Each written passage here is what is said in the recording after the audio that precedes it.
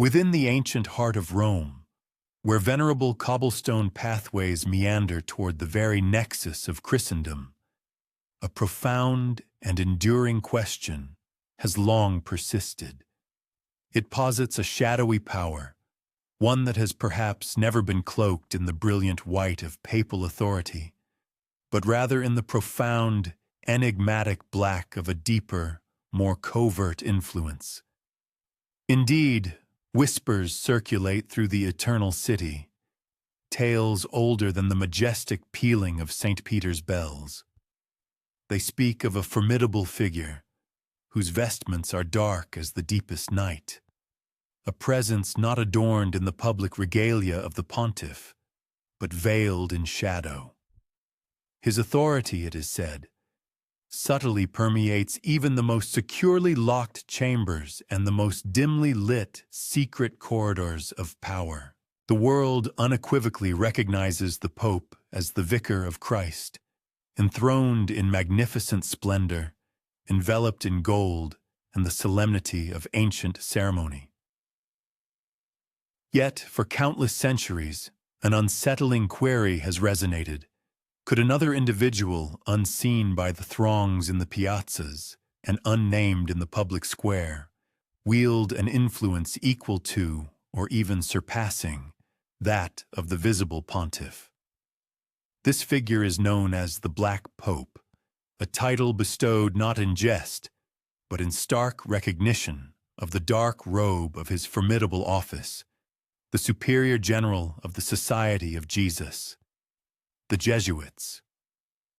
Rome itself, a city that guards its secrets as tenaciously as it preserves its ruins, seems to acknowledge his existence.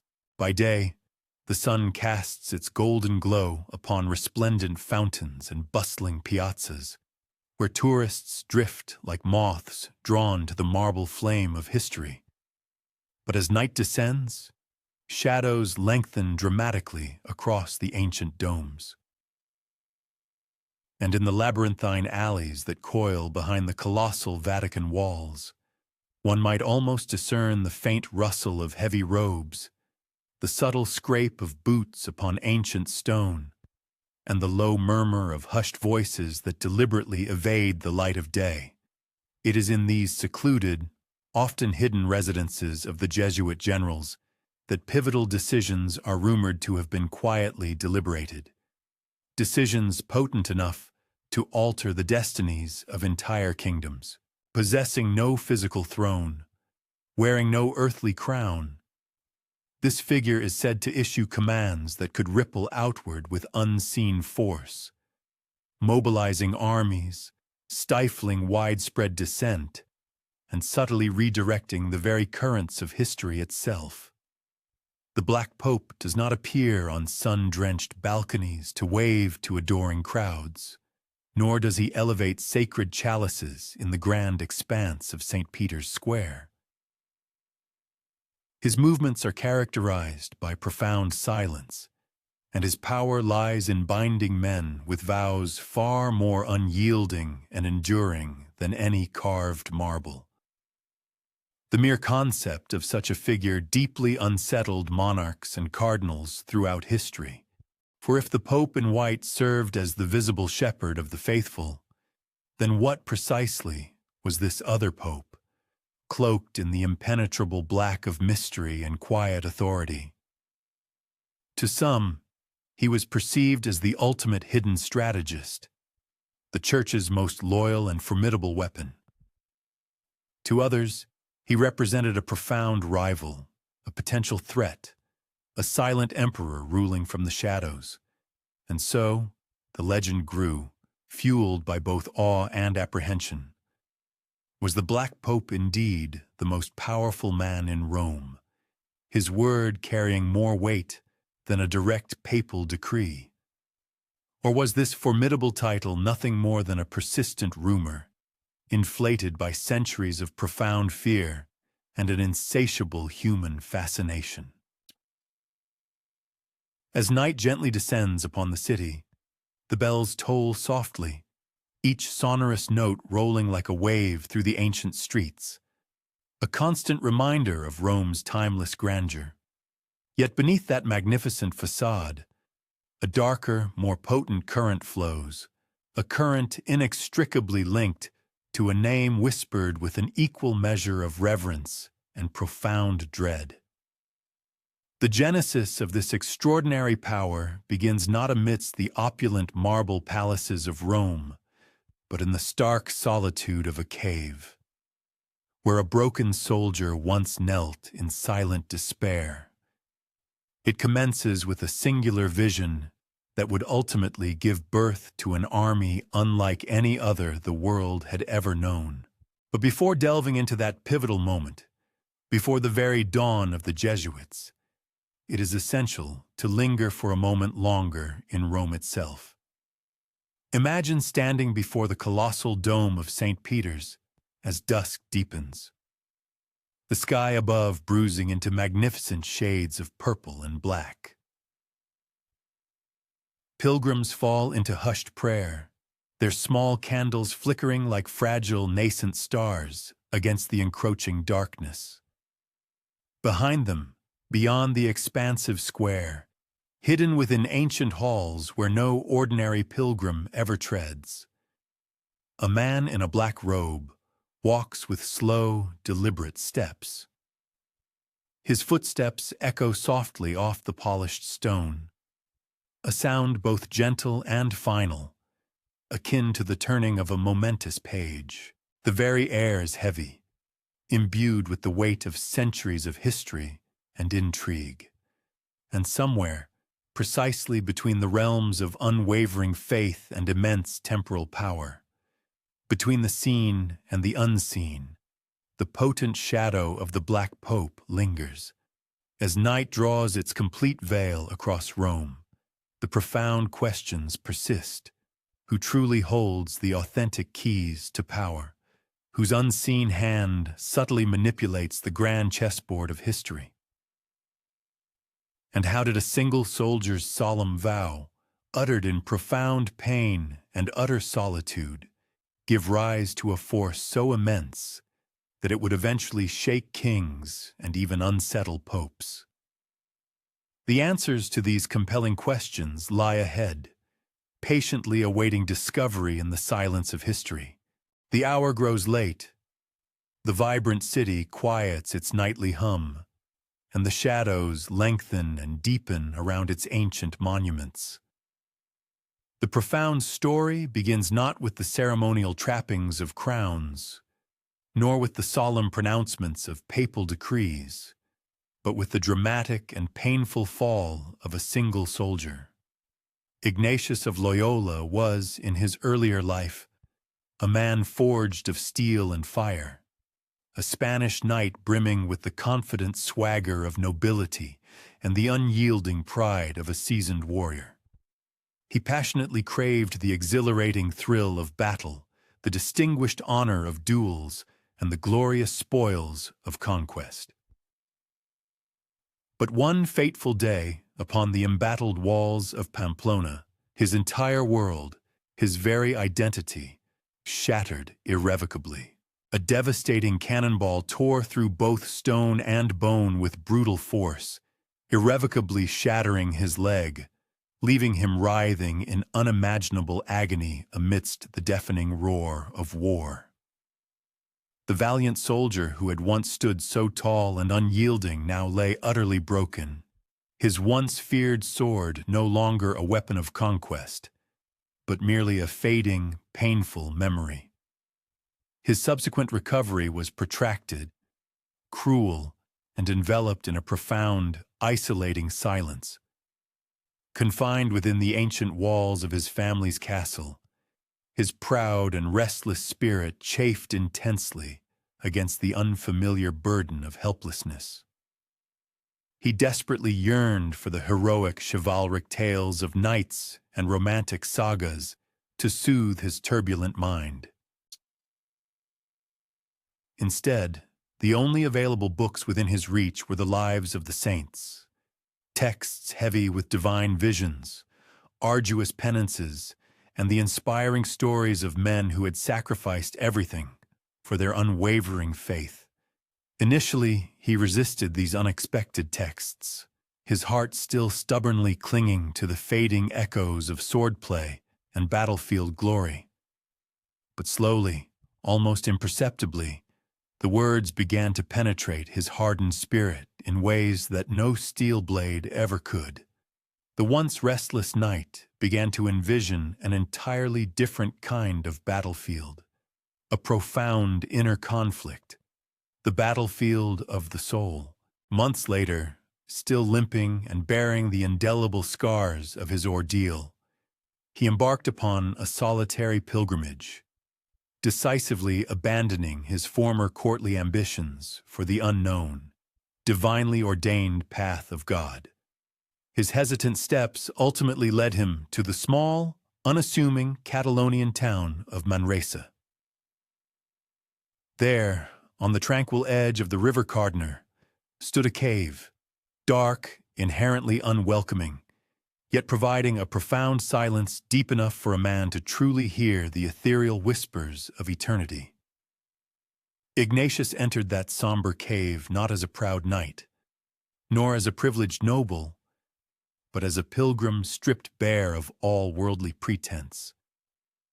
Days slowly stretched into arduous weeks, and weeks bled into challenging months. He fasted rigorously until his body trembled uncontrollably, and he scourged himself until the raw lines of pain were visibly carved into his skin. By the flickering, solitary candlelight, he wept tears of spiritual anguish. He prayed with fervent intensity. He wrestled with demons, both those of tangible reality and those born of his own tormented imagination. His mind, once meticulously sharpened for military strategy and battle, now turned profoundly inward, meticulously dissecting the nature of sin, the seductive pull of desire, and the very essence of absolute obedience. It was within the profound darkness of that cave that visions began to manifest. Some accounts claim he beheld the Virgin Mary herself, radiant in a celestial light that miraculously pierced the very stone walls. Others suggest he was shown a vast, cosmic battlefield where the eternal fate of souls hung precariously in balance, with angels and demons locked in an unending spiritual war. What Ignatius himself ultimately confessed was simpler, yet no less profoundly impactful. He experienced a sudden, overwhelming clarity, a divine vision of precisely how the human spirit could be effectively guided, rigorously disciplined, and meticulously trained, much like a formidable army. He began to write, meticulously scratching his profound thoughts onto pages that would one day coalesce into the spiritual exercises, a foundational manual not of earthly warfare, but of profound spiritual surrender, a powerful weapon forged from the crucible of silence and absolute obedience. The cave utterly transformed him. The swaggering, worldly knight was gone, replaced by a man utterly remade, a devoted soldier of God who now perceived the world not as a series of castles to be stormed and conquered, but as countless souls to be won for Christ. His physical armor was gone, but he now carried an infinitely sharper blade. The unshakable conviction that men could be rigorously trained to achieve absolute devotion, bound together in a spiritual unity far stronger and more enduring than any earthly steel. From that profound darkness, he emerged with an unwavering mission. He would gather companions, not for the purpose of worldly conquest, but for the sacred cause of Christ. He would forge a religious order unlike any other in history, one that would operate not by the allure of riches or the pursuit of earthly titles, but by the rigorous principles of absolute discipline and unwavering obedience. Centuries later, pilgrims continued to kneel in reverent silence within that very same cave at Manresa.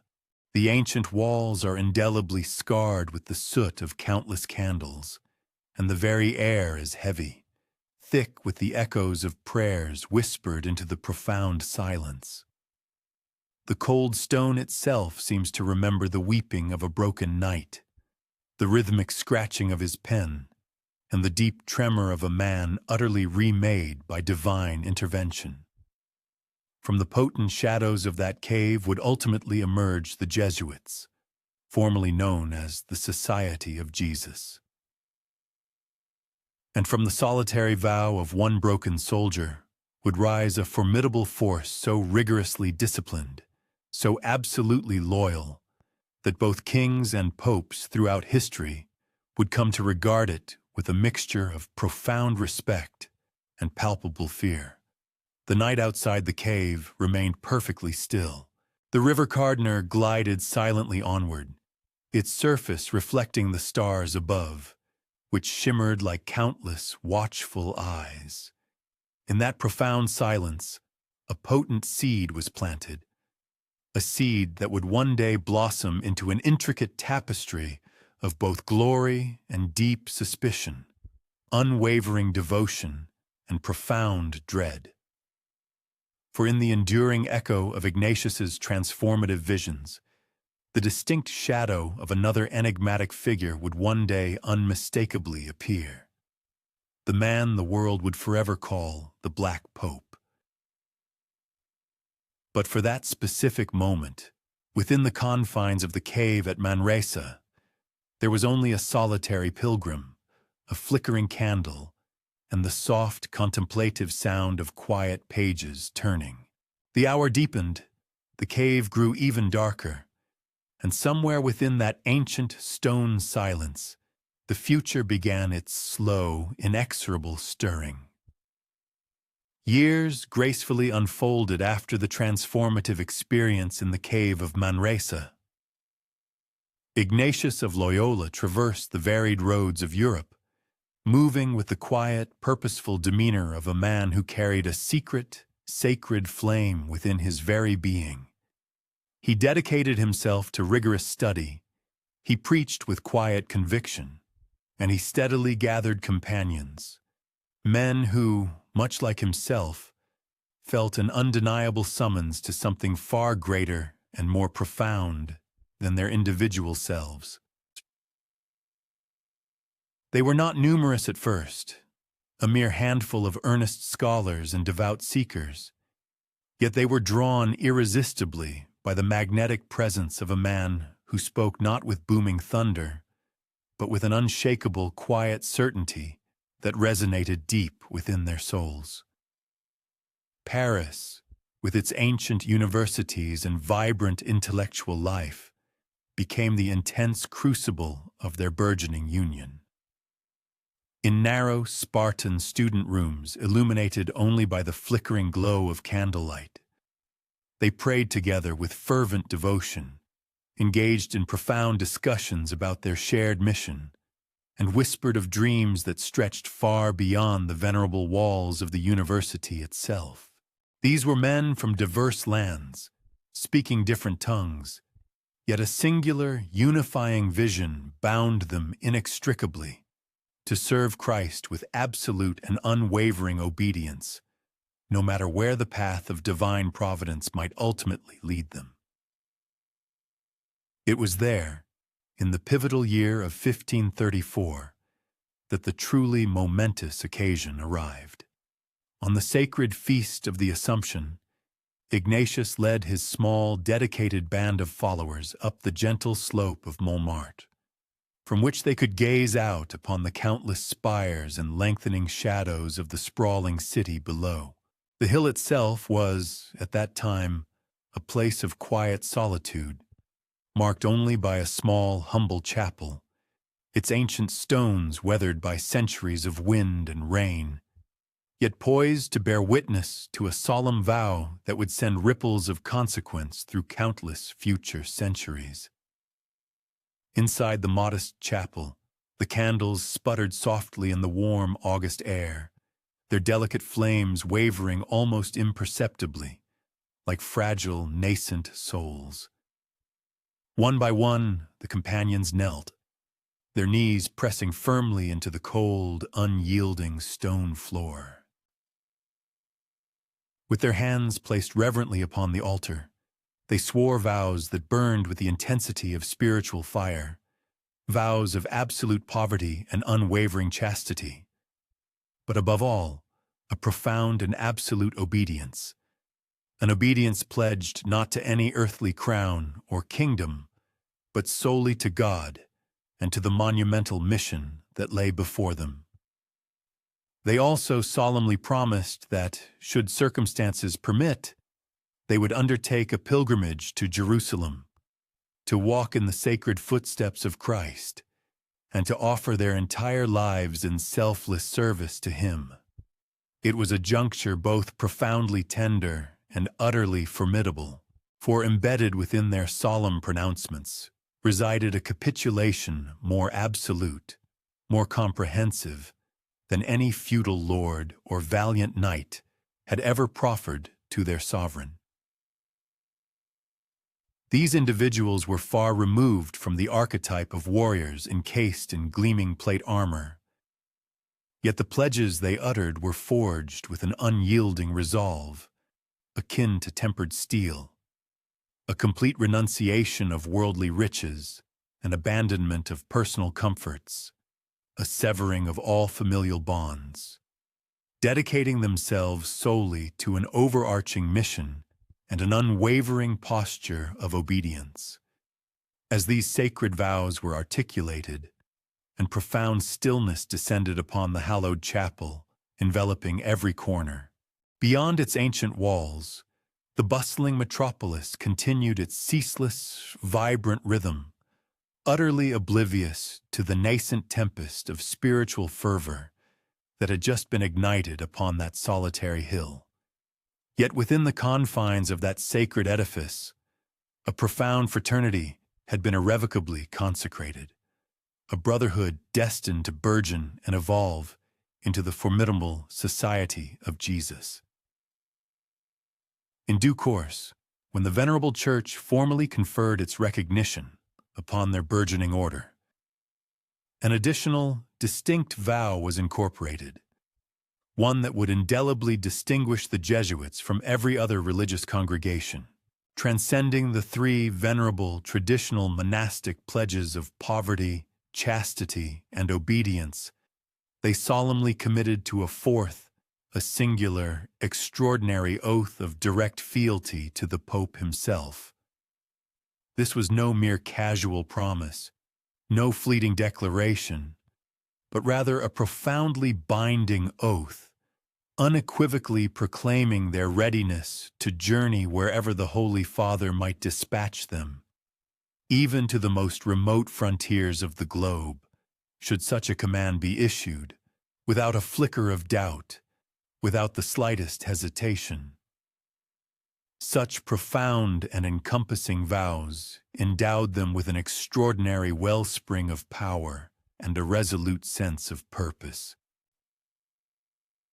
They metamorphosed into an army devoid of conventional weaponry, lacking swords or shields, yet possessing a discipline sharper and more incisive than any honed blade. During an epoch characterized by widespread social upheaval and the tumultuous currents of the Reformation, a period when the very fabric of faith appeared to splinter and disintegrate, the Jesuits would advance with an unparalleled unity, a cohesion that simultaneously instilled apprehension in monarchs and offered profound solace to pontiffs. However, such profound oaths, whispered in the hushed solemnity of a chapel's shadows, invariably accrue a formidable weight over time, and as the centuries inexorably unfurled, persistent rumors and dark insinuations began to entwine themselves around these very vows. Hushed whispers of clandestine rituals too shrouded in secrecy for the light of day, of an obedience so absolute and unyielding that it was said to eclipse the very dictates of individual conscience. Legends began to proliferate, recounting tales of searing iron crosses pressed against yielding flesh, of words articulated in a confluence of blood and fire, binding these men in ways that the conventional world struggled to fully grasp or comprehend. For the present moment, however, the immediate reality remained far more subdued and tranquil. A modest assembly of men descended the gentle slope of Montmartre, bathed in the soft, receding glow of the day's fading light. Their hearts, though unseen, burned with an unquenchable fervor, their entire lives irrevocably surrendered. The sprawling city below stirred with its characteristic hum, utterly unaware of the momentous brotherhood that had just come into being. In their measured steps, one could almost discern the faint, resonant echo of a distant drumbeat, not the percussive rhythm of impending warfare, but rather something slower, more deliberate, akin to the very pulse of history itself, subtly altering its predetermined trajectory. From the profound spiritual awakening of a wounded soldier, a wholly novel order had emerged, and it was destined, in short order, to become the Pope's most incisive instrument, his most steadfast guardian, his most subtle and potent weapon. Yet loyalty, much like the wielding of power, is rarely a straightforward or uncomplicated affair. Shadows already stretched long behind them, carrying with them an unsettling, profound query. If the commitment to obedience is truly absolute, then to whom, ultimately, does such a formidable army genuinely belong? The evening deepened, drawing a cloak of quietude around Montmartre. The sacred vows had been irrevocably articulated. The spiritual fire had been kindled, and the world, as it had been known, would forever be transformed. The foundational vows taken at Montmartre were akin to scattered sparks landing upon desiccated grass, initially diminutive and seemingly insignificant, yet inherently destined to proliferate into something immense and utterly irrepressible. What commenced as a modest fraternity of a mere handful of individuals rapidly burgeoned into an army unlike anything the Venerable Church had ever witnessed. These men would not don the heavy accoutrements of armor, nor wield the formidable blades of traditional warfare. Their formidable armaments were intellectual, books, treatises, and scholarly works. Their chosen battlefields were the vibrant classrooms of burgeoning universities and the hallowed pulpits of countless churches. Their elaborate strategies were meticulously inscribed in ink and executed in a profound, strategic silence. Nevertheless, their discipline mirrored that of the most seasoned soldiers. Their obedience was absolute and unquestioning, and their sphere of influence ceaselessly expanded. When the crucial papal approbation was finally granted in 1540, formally sealed by the authority of Pope Paul III, the Society of Jesus was officially and irrevocably ushered into the world. Rome now possessed a formidable new instrument at its immediate disposal. The pontiff had been entrusted not with a transient mercenary force, but with something far more profound and arguably more perilous. A highly disciplined, unwavering corps of men who would venture into territories where others recoiled in fear, who would obey every directive without the slightest hesitation, and who would willingly sacrifice personal comfort, familial ties, and even their very lives for the sake of their overarching mission.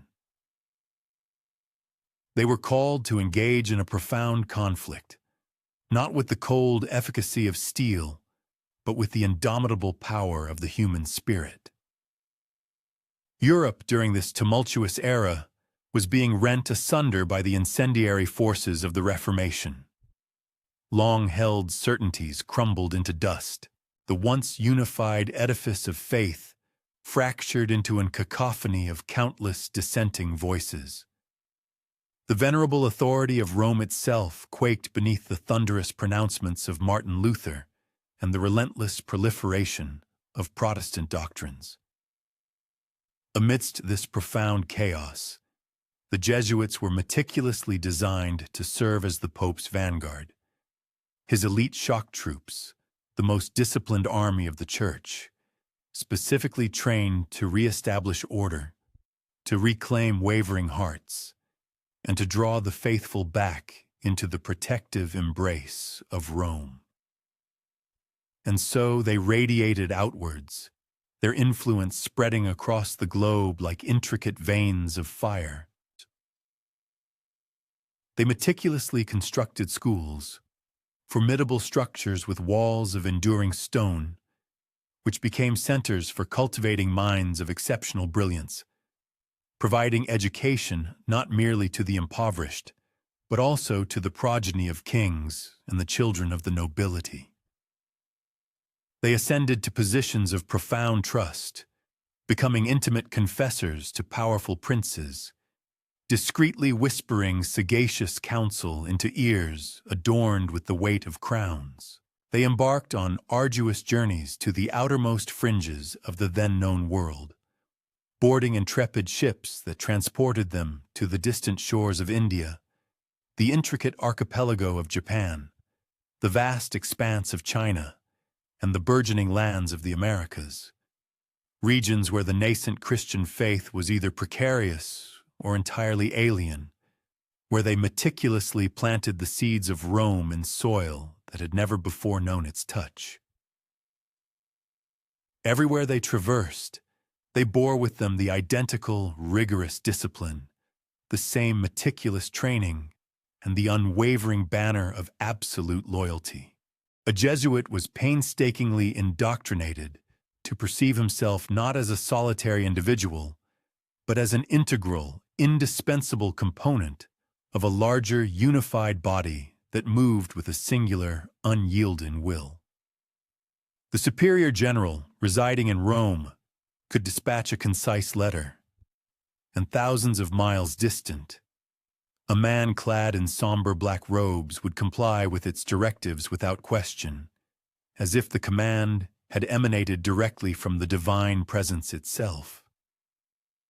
This represented a form of power utterly unparalleled by anything the Church had ever previously wielded. It was not a dominion built upon armies of steel and brute force, but rather an intricate, almost invisible network of interconnected minds and resolute wills. In the august courts of kings, they rapidly became trusted and indispensable advisors. Within the hallowed halls of burgeoning universities, they profoundly shaped the intellectual and spiritual development of successive generations of young scholars. In their arduous missions, they stoically endured the ravages of hunger, the fury of tempestuous storms, and the ever-present specter of death, courageously planting the cross where no symbol of Christianity had ever stood before. To their ardent supporters, they were revered as heroes, brilliant in intellect, unwavering in bravery, and utterly devoted to their cause. To their numerous adversaries, however, they represented a dangerous and formidable force, perceived as excessively disciplined, overly powerful, and far too loyal to an unseen, enigmatic commander. The Pope himself, resplendent in his white vestments, served as the visible, tangible embodiment of the Church's authority. Yet he now commanded the service of an army clad in austere black, men who answered primarily to one of their own, the formidable superior general, whom some would, in hushed tones, begin to refer to as the Black Pope. This appellation was neither official nor openly uttered within the venerable walls of Rome, but it nevertheless grew in significance, spreading like an encroaching shadow.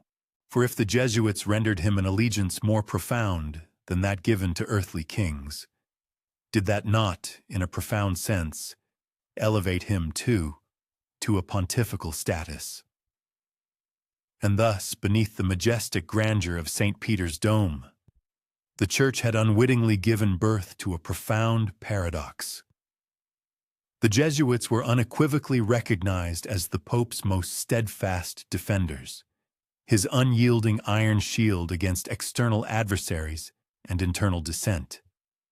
Yet, paradoxically, embedded within their very loyalty lay the nascent seed of profound suspicion.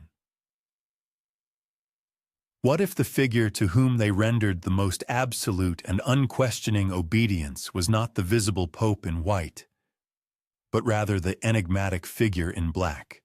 But such intricate suspicions rightfully belonged to the unfolding tapestry of the future. In these nascent years, the Jesuits moved with the unbridled velocity of fire sweeping through parched fields, unstoppable in their advance, often unseen in their subtle influence. Their impassioned sermons filled countless churches to overflowing. Their meticulously structured classrooms molded and shaped generations of minds. Their intrepid missions traversed vast oceans, and with every deliberate step, their pervasive presence whispered a singular, undeniable truth. The Pope had indeed discovered his army, and the world would undeniably feel the profound reach of its influence. The night descends with a quiet solemnity upon Rome. Within the ancient, sacred confines of the Vatican walls, the Pope offers his prayers, clad in immaculate white. But in a distinct, separate chamber, the general of the Jesuits likewise engages in prayer, cloaked in somber black. The resonant bells toll, their echoes intermingling, one emanating from the visible center of power, the other from a more discreet, unseen locus, both inexorably shaping the unfolding destiny of Christendom. The Society of Jesus expanded with remarkable swiftness, their pervasive presence fanning outward like ever-widening ripples across a placid body of water, until monarchs and bishops alike across Europe and beyond began to tangibly perceive and feel the significant weight of their burgeoning influence. Yet, behind their vast network of far-flung missions and their esteemed educational institutions, behind the eloquent preachers, the discreet confessors, and the brilliant scholars, stood a singular, pivotal figure, their undisputed leader, their supreme commander, the man they simply addressed as the superior general. Unlike other prominent generals of religious orders, he wielded no physical sword, inhabited no opulent palace, and bore no outward crown of temporal authority. Instead, his formidable power resided in the precise, authoritative letters meticulously carried across vast oceans, in the hushed, carefully conveyed orders passed discreetly from hand to hand, forging an unbroken chain of absolute obedience that stretched from the heart of Rome to the most distant, untamed frontiers of the known world. The Pope might sit majestically enthroned in his resplendent white vestments, universally adored by the faithful millions. However, within the highly disciplined structure of the Jesuit order, it was the superior general whose every utterance carried the profound weight of law, whose command possessed the singular ability to bend the collective will of thousands of devoted men. He maintained a remarkably simple existence in a modest residence within Rome. Yet, his profound reach extended far beyond the marble corridors and gilded chambers of the Vatican. From the quietude of those unpretentious rooms, pivotal decisions were rendered that could profoundly redirect the educational trajectory of princes in Paris. meticulously oversee the rigorous training of missionaries in Goa, decisively influence the intricate fate of a distant imperial court in Beijing, or shape the theological content of sermons preached in the vibrant communities of Mexico. His directives, conveyed through letters, were as meticulously precise as they were absolutely binding, allowing for no debate, tolerating no delay. And for the men who had unequivocally sworn an oath of absolute obedience, such commands were far from mere suggestions. They were perceived as the very breath of destiny itself, shaping their individual paths and the collective mission. It is, therefore, little wonder that rumors began to blossom and proliferate. Whispers circulated, speaking of the superior general as a pope in all but official designation, a formidable figure clad not in the traditional white of the pontiff, but in the austere black of his order. Some audacious claims even suggested that his authority rivaled, and in certain covert aspects even surpassed, that of the pontiff himself. For while the pope was constrained by elaborate ceremony, bound by the decisions of councils, and constantly under the scrutinizing gaze of the world, the Jesuit general operated in a realm of strategic silence, his actions often unrecorded, his presence largely unseen, and yet his commands were obeyed without the slightest hesitation or question. To the reigning monarchs of Europe, this was an inherently chilling prospect.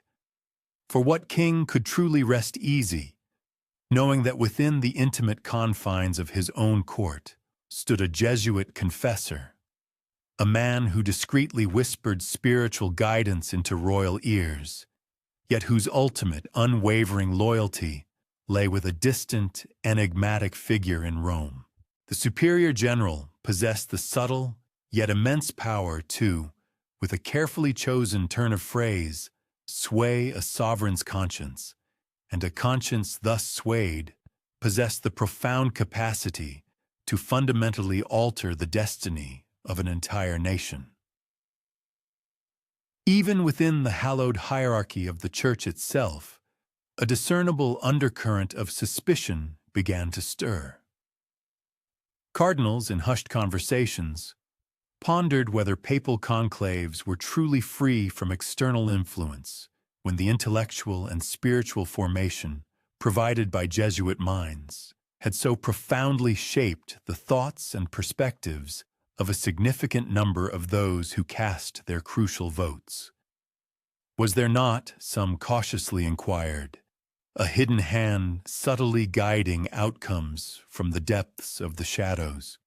The unofficial designation of Black Pope was never formally adopted, nor was it ever uttered within the hallowed confines of the Vatican. Nevertheless, it adhered to him with an unwavering tenacity, much like a somber mantle woven from the threads of both apprehension and fascination. The epithet black alluded to his distinctive vestments, to the profound secrecy that enveloped his formidable authority, and to the hushed discretion with which his directives were invariably executed. To the devout, he was perceived as the steadfast custodian of the Roman pontiff, the vigilant keeper of the Church's most incisive instrument. Conversely, to his detractors, he appeared as an ethereal sovereign, seemingly enthroned within the deepest recesses of the shadows. Indeed, the man himself, the superior general, seldom graced public view. In stark contrast to the Pope, who frequently bestowed blessings upon throngs of eager pilgrims, the general remained an almost spectral presence, acknowledged solely by reputation, his formidable influence palpably felt rather than overtly observed. It was precisely this pervasive elusiveness that amplified his enigmatic aura. For power that remains concealed often appears far more formidable than that which is openly showcased, and the insidious whispers of unseen machinations invariably cast a darker pall than anything directly witnessed by the eye. Imagine Rome as twilight descends. The magnificent Vatican dome bathed in a resplendent golden hue against the softening canvas of the evening sky. Pilgrims kneel reverently in the expansive square, their gazes uplifted towards the Pope, who offers his greetings from his elevated balcony. Yet, in a more secluded chamber, situated along a quieter, less frequented thoroughfare, the Jesuit general makes no public gesture, articulates no audible pronouncements. Instead, he engages in the meticulous act of writing, his hand steady and deliberate, meticulously charting the trajectory of his formidable order and, through its intricate influence, subtly shaping the very course of global affairs. As the city's bells toll, their resonant echoes seem to carry two distinct voices, one resonating with the visible authority of the white-clad Pope, the other with the veiled might of the general in black. These were two potent forces, intricately intertwined, yet fundamentally separate, one openly displayed for all to see, the other deliberately cloaked in mystery. And it was within this inherent tension that the enduring legend of the Black Pope first germinated. A captivating narrative destined to pervade the collective consciousness for centuries to come. The night deepens, the candle's flame flickers low, and in the profound shadows of Rome, the silent figure of the superior general stands, his presence weighty, his power unmanifested, patiently poised to influence the world once more. Authority, when deliberately shrouded in silence, invariably becomes the fertile ground for legends to take root. Such was undeniably the case with the Society of Jesus. Their solemn commitments, first articulated upon the hallowed stone floor of Montmartre, rapidly became the subject of hushed conversations and burgeoning anxieties, their intensity amplifying in direct proportion to the order's expanding global influence. In the bustling taverns, the opulent courts, and the clandestine enclaves scattered across Europe, people murmured incessantly of oaths so profoundly binding, so rigorously severe, that they seemed less like mere solemn promises and more akin to unbreakable chains, meticulously forged from the very fabric of shadow.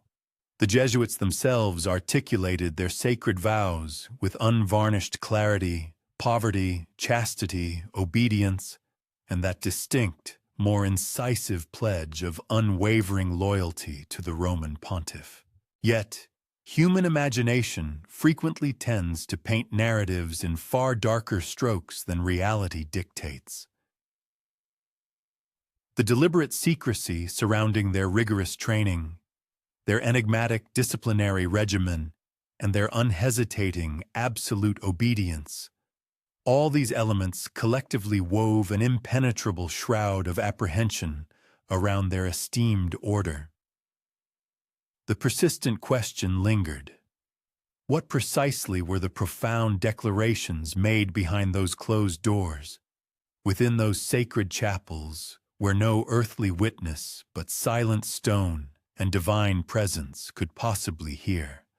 Rumors circulated widely, whispering of arcane rituals conducted in dimly lit candlelight chambers. These tales depicted men in austere black robes kneeling before a crucifix, solemnly swearing to embark upon any mission and execute any command, even should it demand the ultimate sacrifice of their lives. More sensational narratives spoke of heated iron crosses searing human flesh, of glinting daggers positioned ominously beside sacred altars, and of vows that exacted absolute silence even under the duress of torture, demanding a fealty that transcended personal moral conscience. Adversaries of the order eagerly disseminated inflammatory pamphlets, portraying Jesuits as insidious conspirators who had sworn to destabilize thrones, to bend nations to their covert will, and to prioritize unquestioning obedience to their general in Rome above even their own reigning monarchs. The perennial question remained: were these accounts rooted in verifiable truth, or were they merely the amplified echoes of collective dread? The intricate tapestry of history, regrettably, seldom offers such unambiguous distinctions. However, what remains indisputably certain is that the Jesuit vow of obedience stood unparalleled in its rigorous demand. Whereas other religious orders might engage in deliberation, seek communal counsel, or even allow for a bending of conscience, the Jesuit was meticulously indoctrinated to embrace obedience as complete, instantaneous, and even joyfully rendered. To act not with the slightest hesitation, but as a corpse in the hands of the order, as Ignatius himself famously penned, utterly dead to self, alive only to command. Such radical pronouncements simultaneously inspired profound spiritual devotion among adherents and deeply unsettled external observers. For the faithful, this absolute commitment represented the zenith of spiritual dedication, a profound relinquishment to divine will that effectively stripped away personal hubris and self-will. Conversely, for the reigning monarchs and princes of Europe, it presented a far more troubling prospect. For what ruler could possibly rest easy, knowing that a man within his own court, perhaps a Jesuit confessor, owed his deepest and most fundamental loyalty not to the national crown, but to a distant, enigmatic general residing in Rome? And so, the solemn oath evolved into a subject inspiring both profound reverence and pervasive suspicion. Opponents vehemently denounced it as malevolent, characterizing it as a pledge of fire and iron meticulously forged in the deepest obscurity. Adherents, however, lauded it as sacred, the very epitome of spiritual discipline. Yet, an undeniable consensus prevailed among all parties. Nowhere else in the world existed an obedience comparable to that demanded and demonstrated by the Society of Jesus. Imagine, if you will, a venerable stone chapel under the cloak of night. The air within is cool, heavy, and resonant with the pervasive aroma of incense. A small group of men kneel, their elongated shadows swaying rhythmically upon the cold flagstone floor. Candles flicker, their flames trembling with a subtle luminescence, as if they, too, are attentively heeding the solemn proceedings. The crucifix positioned above them gleams faintly, its golden accents catching the scant light. One by one, voices rise, low and resolute, articulating profound words of surrender, words that irrevocably seal futures yet unseen. The haunting echo of those vows lingers long after the men have risen from their knees, a palpable weight pressed into the very stones of the ancient edifice. Centuries later, sensationalist pamphlets and polemical writings would undoubtedly exaggerate these narratives, fabricating lurid tales of blades and bloodshed, of sinister and nefarious pledges. Yet, even devoid of such inventive embellishments, the unvarnished truth of the Jesuit vow possessed sufficient potency, an absolute and unreserved obedience rendered in hushed solemnity, entirely without question or reservation. This particular brand of unwavering discipline, many believed, forged them into the most meticulously organized and formidable spiritual army the Church had ever known. The night holds its breath, the candles burn low, and in the profound quietude, the weight of those ancient oaths still seems to stir, as if whispered promises perpetually cling to the air like tendrils of smoke. Promises of unyielding fervor, promises of iron resolve, promises destined to propel the Jesuits to the very edges of the known world and into the heart of history itself. From the profound silence of their sacred vows, the Jesuits boldly stepped into the clamorous roar of the burgeoning world. Europe, it quickly became apparent, merely marked the genesis of their expansive endeavors. Their mission was truly universal in scope, and the Roman pontiff's commanding directive propelled them forth with the irresistible force of arrows discharged from a taut bow, across vast, tempestuous oceans and arid, unforgiving deserts, into dense, unexplored jungles and bustling, unknown cities. These black-robed spiritual soldiers of Christ carried with them their rigorous discipline, their scholarly texts, and their unwavering, incandescent faith. They were by nature indefatigable voyagers. Some embarked on formidable vessels from the bustling ports of Lisbon and Seville, their gazes intently fixed on distant horizons where the ocean's boundless expanse seamlessly blended with the sky in an unbroken tableau of endless gray. Others traversed arid plains and windswept terrains via arduous caravans, observing the unfamiliar banners of foreign kingdoms appearing on the distant skyline. Their directive was clear and unequivocal, to venture wherever the sacred name of Christ had not yet penetrated, or where populations had turned away from the spiritual embrace of Roman authority. Francis Xavier rapidly ascended to become their inaugural figure of enduring legend. His expeditions were so vast, so ambitious, that they often verged on the mythical rather than purely historical. From his native Portugal, he sailed resolutely eastward, making significant stops in Goa, the revered Pearl of India, before extending his reach further to Malacca, the islands of Japan, and the elusive, long-envisioned empire of China. He personally baptized thousands of souls, painstakingly mastered languages utterly alien to his native tongue, and penned letters that radiated an almost incandescent spiritual zeal.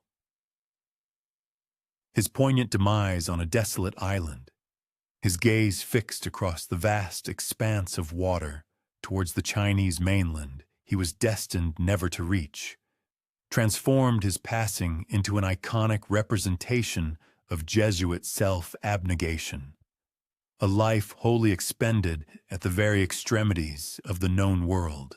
Many others followed in Xavier's pioneering footsteps. Matteo Ricci, a learned scholar characterized by profound humility and intellectual acumen, successfully gained entry into the prestigious Ming court in China. He strategically adopted the attire of a revered Confucian sage, engaged in discourse with such sagacity and cultural sensitivity that he commanded the admiration of the mandarins, and presented intricate maps that fundamentally reconfigured the world's geography for the imperial rulers. His brilliant mind served as both a conduit for cross-cultural understanding and an instrument of subtle influence, seamlessly integrating Western scientific principles with Eastern philosophical traditions, thereby sowing the tenets of faith in territories where military subjugation proved utterly ineffective. In the dense, verdant jungles of South America, Jesuits established unique communal settlements known as reductions, villages where indigenous Guarani populations coexisted harmoniously with the missionaries, meticulously interweaving diligent labor, devout prayer, and melodious music into the fabric of their daily lives. To some observers, these communities appeared as idyllic embodiments of spiritual conviction and egalitarian principles. To others, however, They were perceived as direct affronts to rapacious colonial ambitions, serving as vital havens that actively resisted systematic exploitation. The evocative sound of Guarani choirs performing sacred hymns beneath the verdant forest canopies became one of the most distinctive and enchanting auditory experiences of the nascent New World. Across the entire globe, Jesuits left indelible traces of their tireless work, sophisticated astronomical charts meticulously produced in the imperial capital of Beijing, thriving educational institutions established in Mexico City, and majestic churches gracefully rising along the sun-drenched coasts of India. They were not military conquerors wielding the sword, yet their profound cultural and spiritual influence frequently surpassed the effects of outright conquest. They painstakingly learned local languages, meticulously translated sacred scriptures, engaged in rigorous intellectual debates with prominent philosophers, and imparted invaluable knowledge in diverse fields such as mathematics, geography, and music. In every single act, they proudly bore the spiritual banner of Rome. And in every distant land, their unwavering obedience inextricably linked them back to the superior general residing in the faraway eternal city. But with such expansive global penetration, inevitably came widespread suspicion. Rulers who initially embraced them as trusted advisors occasionally developed profound reservations concerning their ultimate allegiance. Colonial exploiters, driven by avarice and a thirst for resources, harbored deep resentment towards the Jesuits' vigorous advocacy for indigenous populations. Competing ecclesiastical orders often regarded their burgeoning influence and unparalleled success with considerable envy. And in every bustling port, every royal court, and every remote jungle mission, an insidious, lingering question followed them like a shadow. Were they genuinely dedicated to the selfless service of Christ, or were they merely the clandestine operatives of an unseen dominion, covertly governed by the enigmatic figure in black? Nevertheless, despite the constant swirl of conjecture and calumny, their profound and unwavering courage remained absolutely indisputable. Jesuits unflinchingly walked into leper colonies and cities ravaged by deadly pestilence, even as others desperately fled in terror. They embarked on perilous sea voyages, fully cognizant of the omnipresent threats of maritime tempests, virulent diseases, or violent martyrdom that awaited them. They undertook the monumental task of compiling comprehensive dictionaries for languages that had previously existed only in oral tradition, never before committed to written form. With identical discipline, unwavering vows, and an enduring, subdued spiritual ardor, they presented themselves before powerful kings in opulent, gilded palaces, and before indigenous tribes in vast, open landscapes. Picture them now, if you will, scattered across the continents, resembling luminous points within a celestial constellation too vast for the human eye to fully encompass. Envision a Jesuit clad in somber robes, standing before a formidable Japanese daimyo, executing a bow of meticulous deference and respect. Another kneels humbly within a simple forest dwelling, patiently instructing indigenous children in the melodies of sacred hymns beneath the sheltering fronds of towering palm trees. Yet another paces thoughtfully within an imperial court, meticulously unfurling intricate cartographic representations that boldly positioned Rome at the very nucleus of the terrestrial sphere. Always far from their distant European origins, yet always inextricably bound to Rome's invisible, commanding authority. A profound darkness descends upon the vast expanse of the world's oceans. The firmament above, studded with countless stars, stretches boundlessly, an identical celestial tapestry visible over the ancient lands of Europe, the distant realms of China, and the verdant, untamed jungles of the New World. Beneath this eternal cosmic canopy, members of the Society of Jesus pursue their calling with quiet determination and unflagging zeal, extending their spiritual mission to the very furthest reaches of the globe. As these dedicated Jesuits journeyed across diverse continents, their profound impact resonated not merely within humble villages and nascent missionary outposts, but penetrated directly into the opulent, influential chambers of royal courts. Their primary vocation was to provide spiritual guidance to individual souls, and it was not long before the most esteemed and powerful figures of Europe began to lend their attention to the sagacious counsel offered by the Jesuits. They soon assumed the intimate and pivotal role of confessors to reigning kings and queens. These were men clad in simple black vestments, often found kneeling within sumptuously appointed silk-draped private chambers, privy to hushed revelations that no other courtier, no high-ranking general, nor any influential minister was ever granted the privilege of overhearing. The position of a confessor inherently commands a peculiar and often unsettling authority. Shielded by the inviolable sanctity of confessional secrecy, monarchs would unburden their deepest selves, divulging not only their transgressions, but also their gnawing uncertainties, profound apprehensions, and tantalizing temptations. In that sacred space, listening with unwavering silence, sat the Jesuit, bound by an absolute oath of confidentiality, yet simultaneously tethered by an unwavering allegiance to his spiritual superior residing in Rome. Kings would confess not solely personal failings or carnal misdeeds, but also pivotal decisions of state, the initiation of wars, the forging of strategic alliances, and the execution of political betrayals. Within this profound exchange, the Jesuits' softly spoken words possessed the extraordinary capacity to subtly sway a ruler's moral compass, and by extension, alter the very trajectory of nations.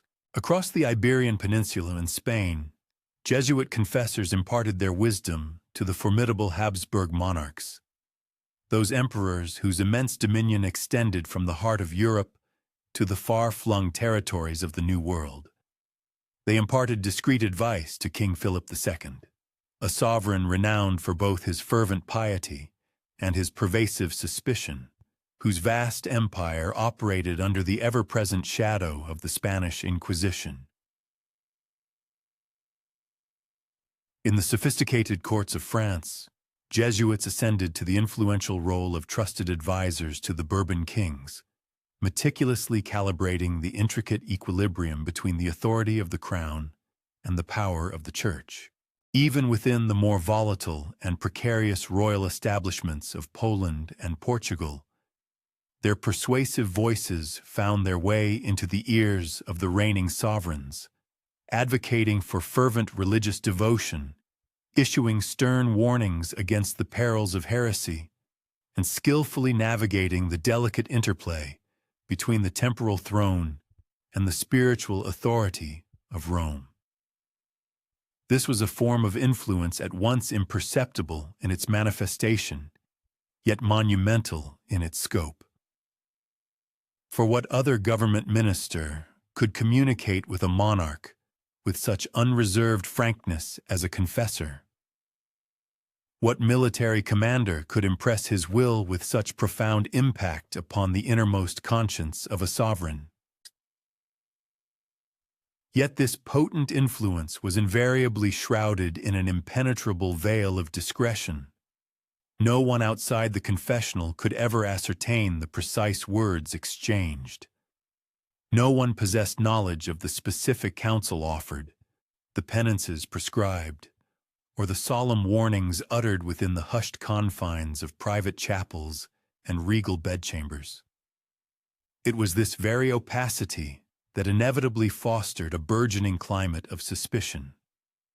Adversaries of the Society of Jesus began to level accusations that the Jesuits were surreptitiously manipulating thrones, orchestrating political events from behind the luxurious velvet curtains of power. Incendiary pamphlets circulated widely, alleging that these priests were covertly dictating state policy through whispered absolutions, effectively bending the will of kings to align with the directives of the so-called Black Pope in Rome. Regardless of the veracity of these claims, the accusation persistently adhered to their reputation, for it is an immutable truth that secrecy, by its very nature, inevitably cultivates apprehension and distrust. And yet, paradoxically, monarchs themselves frequently remained steadfast in their reliance upon their Jesuit confessors, valuing their unwavering allegiance and rigorous self-discipline. Unlike the typical courtiers, who were often driven by an insatiable hunger for personal power and material gain, the Jesuit possessed no spouse, no landed estate, and no inheritance to pursue. His devotion was absolute and unreserved, his counsel meticulously shaped by the tenets of his spiritual discipline, and his voice remained remarkably steady even amidst the tumultuous chaos that frequently engulfed the external world.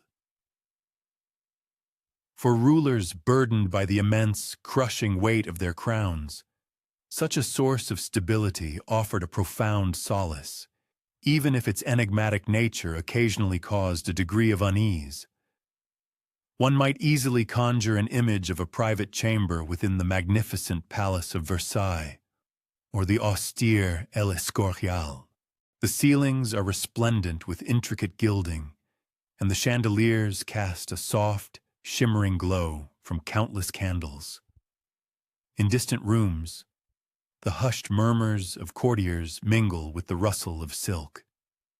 But here, within the secluded intimacy of a curtained alcove, the king kneels, softly whispering his transgressions into the ear of a man clad only in unadorned black. The Jesuit listens intently, his countenance serene, his responses measured and few. Yet the subtle reverberations of that private exchange possess the potential to profoundly influence international treaties, ignite or quell wars, and even redefine the course of entire dynasties. In Rome, the Supreme Pontiff, the White Pope, continued to preside from his majestic throne, revered and adored by the Catholic faithful across the globe. Yet, within these intimate royal chambers, it was the Jesuit confessor who subtly molded the very heart of monarchs, who gently stirred the conscience of sovereigns, and who, in profound silence, wielded the quiet authority to sway the destiny of vast empires. And behind all of them, like an omnipresent shadow cast from an immense distance, stood the enigmatic figure of the superior general, the Black Pope, diligently receiving dispatches, meticulously issuing directives, his unseen hand perhaps subtly guiding even the most whispered words exchanged between a king and his confessor. As the night deepens further, the flickering candles in the gilded courts burn low, casting long, dancing shadows. Outside, the world teems with a cacophony of sounds, but within the royal chamber, and profound silence descends. And in that pervasive quietude, the soft whisper of a Jesuit to a king might well be the most delicate sound imaginable, yet simultaneously the most perilously potent. The very intimacy and indispensable nature of the Jesuit confessor's role concurrently cast an extensive, disquieting shadow across the royal courts of Europe. For while kings deeply cherished their sagacious counsel, ministers and noblemen frequently regarded the Jesuits with an acute sense of suspicion and circumspection. Who could possibly rival such an extraordinary degree of influence? An influence not acquired through military might or vast financial resources, but rather through the sacred, secret chambers of the royal conscience. To a great many observers, these black-robed priests appeared less like humble, self-effacing servants of Christ, and more akin to clandestine architects of political power. In France, this underlying unease sharpened considerably. The formidable Bourbon dynasty had come to rely profoundly upon their Jesuit confessors. Yet a growing chorus of whispers circulated among the nobility and rival clergy, alleging that these men were covertly directing state policy from behind the opulent velvet curtains of Versailles. Pamphlets, often polemical and inflammatory, flooded the bustling streets of Parisian, vividly portraying Jesuits as cunning schemers whose ultimate loyalty was pledged not to the French crown, but to a shadowy, formidable figure in Rome, their superior general, disparagingly dubbed the Black Pope. Each proliferating rumor, each biting accusation, relentlessly fueled a simmering apprehension that the true will of the kings was not genuinely their own, but rather subtly instilled into their ears by unseen, manipulative lips. Spain, too, experienced a palpable tremor of suspicion. The Habsburg emperors, renowned for their unwavering devotion to the Catholic faith, were widely believed to be aligning their political strategies with Jesuit guidance. Courtiers and ministers at court murmured conspiratorially that Spain's vast global empire was being steered not by the monarch's sole discretion, but by the confessor who was privy to his innermost secrets. And in faraway Portugal, a similar profound distrust began to take root. Both nobles and bishops vocalized their concerns, warning that the Jesuits were artfully weaving intricate webs of influence, webs deemed far too complex, too perilous, and too deeply embedded within the royal bloodlines. This escalating tension occasionally erupted into overt conflict. Rival factions within the court actively plotted to marginalize the Jesuits, to engineer their expulsion from the privileged royal chambers. And whenever misfortune struck, be it a devastating crop failure, a crushing military defeat, or even the tragic assassination of a king, the blame frequently, and often unjustly, fell upon the Jesuits, as if their very presence carried an inherent curse. To their detractors and enemies, the Jesuits were not merely guardians of the royal conscience, but rather the malevolent puppeteers of destiny. And yet, even amidst this raging storm of suspicion and animosity, monarchs frequently displayed a steadfast refusal to part with their Jesuit confessors. For the Jesuit confessor offered a unique and invaluable commodity that no noble, no courtier, and no bishop could provide: a voice utterly unswayed by the allure of wealth, an ear strictly bound to absolute silence, and a loyalty that transcended the capricious and shifting currents of political maneuvering. In the profoundly solitary and burdensome experience of wielding sovereign power, such a source of unwavering counsel could not be easily relinquished.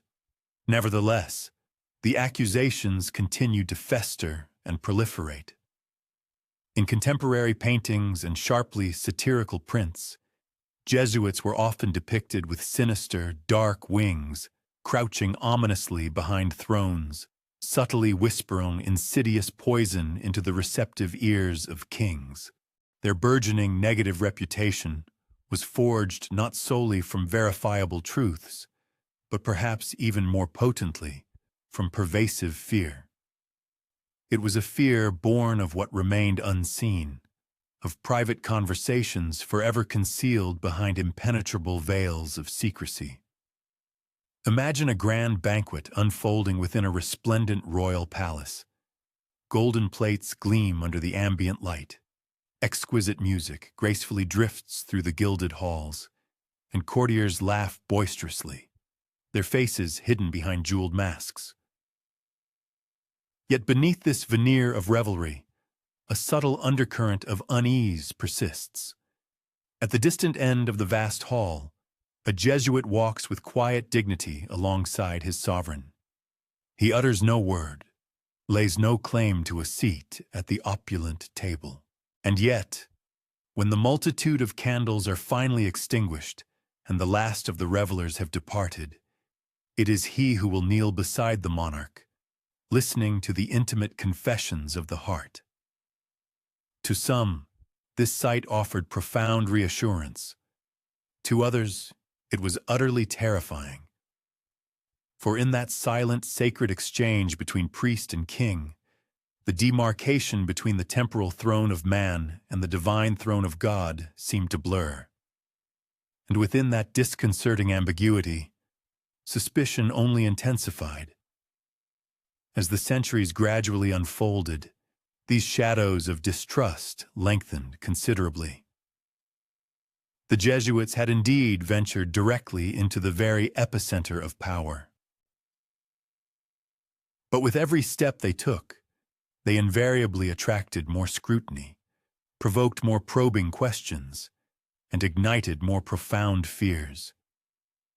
And within the quiet, hallowed corridors of palaces, suspicion clung to them tenaciously, much like the heavy, sweet scent of incense in the air, pervasive, enduring, and seemingly impossible to dissipate entirely.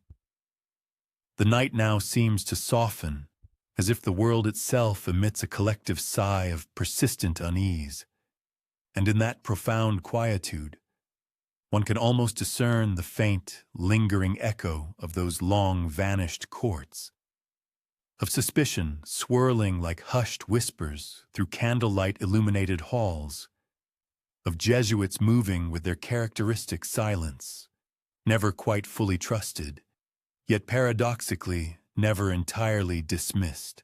The appellation was never officially sanctioned, yet it carried an influence far surpassing that of any monarch's crown. In hushed, clandestine tones across the breadth of Europe, people began to refer to the Papa Nero, the Black Pope. This was not a designation bestowed through formal ceremony, but rather one born organically from circulating rumors, deep-seated fear, and an undeniable sense of awe.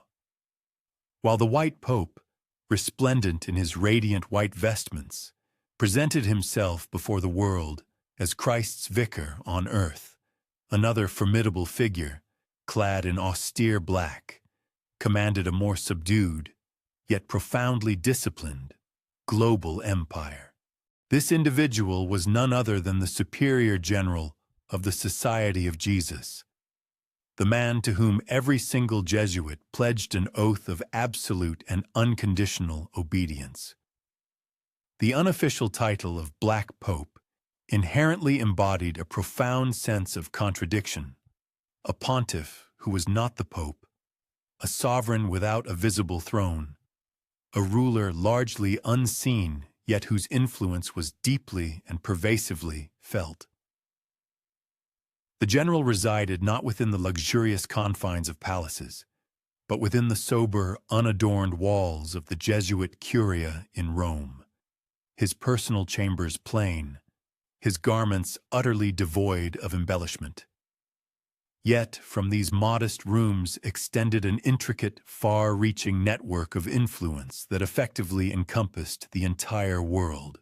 Every Jesuit missionary toiling in distant China, every dedicated teacher in a French college, and every confessor whispering into the ear of a monarch, all of them owed their primary, unwavering loyalty not to any earthly king, nor even directly to the Pope in white, but unequivocally to the man in black.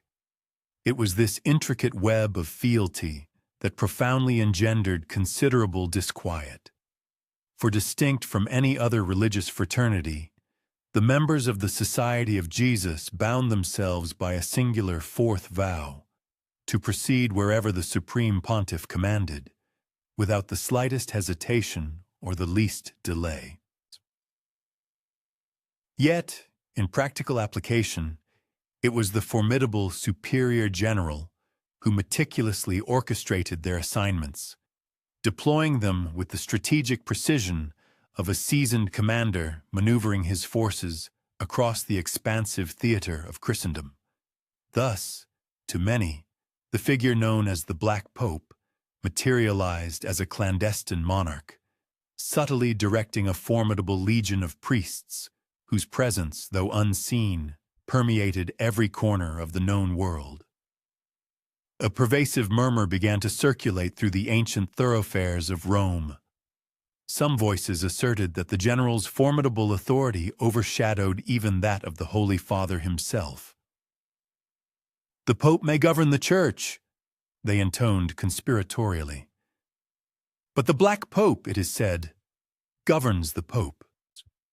This audacious assertion carried a perilous fascination, one that persevered in the bustling taverns, the hushed chancelleries, and the opulent antechambers of kings across Europe. Satirists, with their biting wit, depicted him as a cunning spider at the very heart of an intricate web, pulling imperceptible strands that extended from the sun-drenched lands of New Spain to the grand palaces of Paris. And yet, the true essence of this power was, in reality, far more nuanced. The Black Pope, in his unassuming role, wore no triple crown, nor did he promulgate any pontifical edicts. His true authority derived not from formal pronouncement, but from an unwavering, absolute discipline. To the Jesuits, his every utterance was unquestionable. To those outside the order, his profound silence was often disquieting. With but a single, concisely penned letter, he could repatriate a missionary from the remote reaches of Peru, reassign scholars to the far-flung intellectual centers of Asia, or strategically install a spiritual advisor beside a reigning monarch at a moment of utmost political significance. Invariably, it appeared that Jesuits were invariably present precisely where the trajectory of history seemed poised to diverge. One might envision him in the soft glow of candlelight, the general himself seated at a remarkably simple desk, a vast map of the world spread open before him, tiny, precisely placed pins marking the myriad missions across the entire globe. Outside his private chamber, young novices navigated the cool stone corridors in hushed reverence. Beyond the ancient walls of Rome, majestic galleons traversed vast maritime expanses. Confidential dispatches carried in secret pouches, and detailed reports converged upon him from every kingdom and distant colony. He harbored no need for conventional armies of soldiers.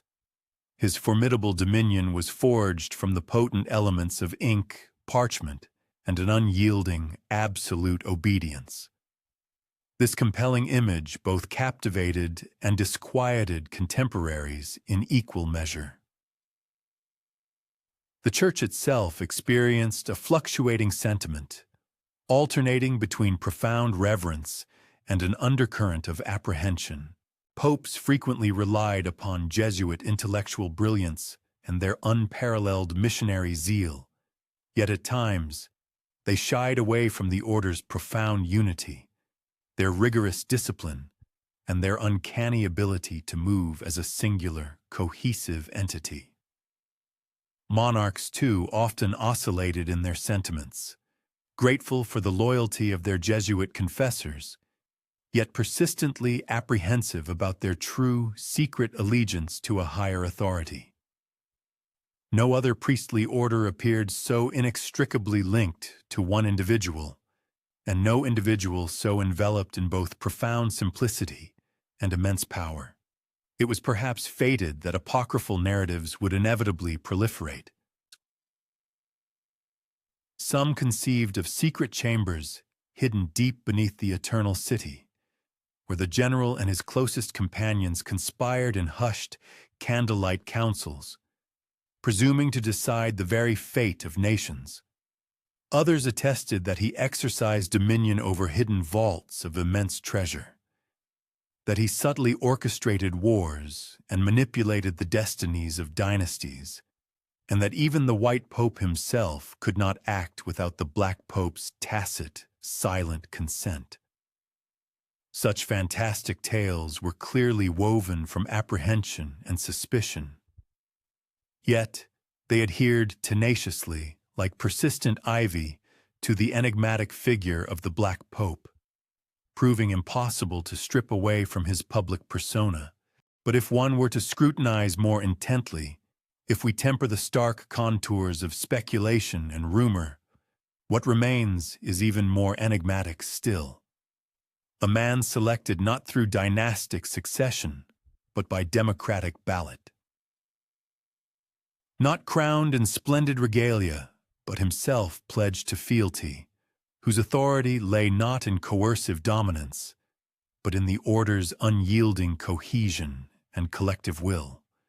His black robes were devoid of precious jewels, yet they seemed to bear a weight far greater than any royal mantle, for they carried the profound burden of unseen, invisible dominions.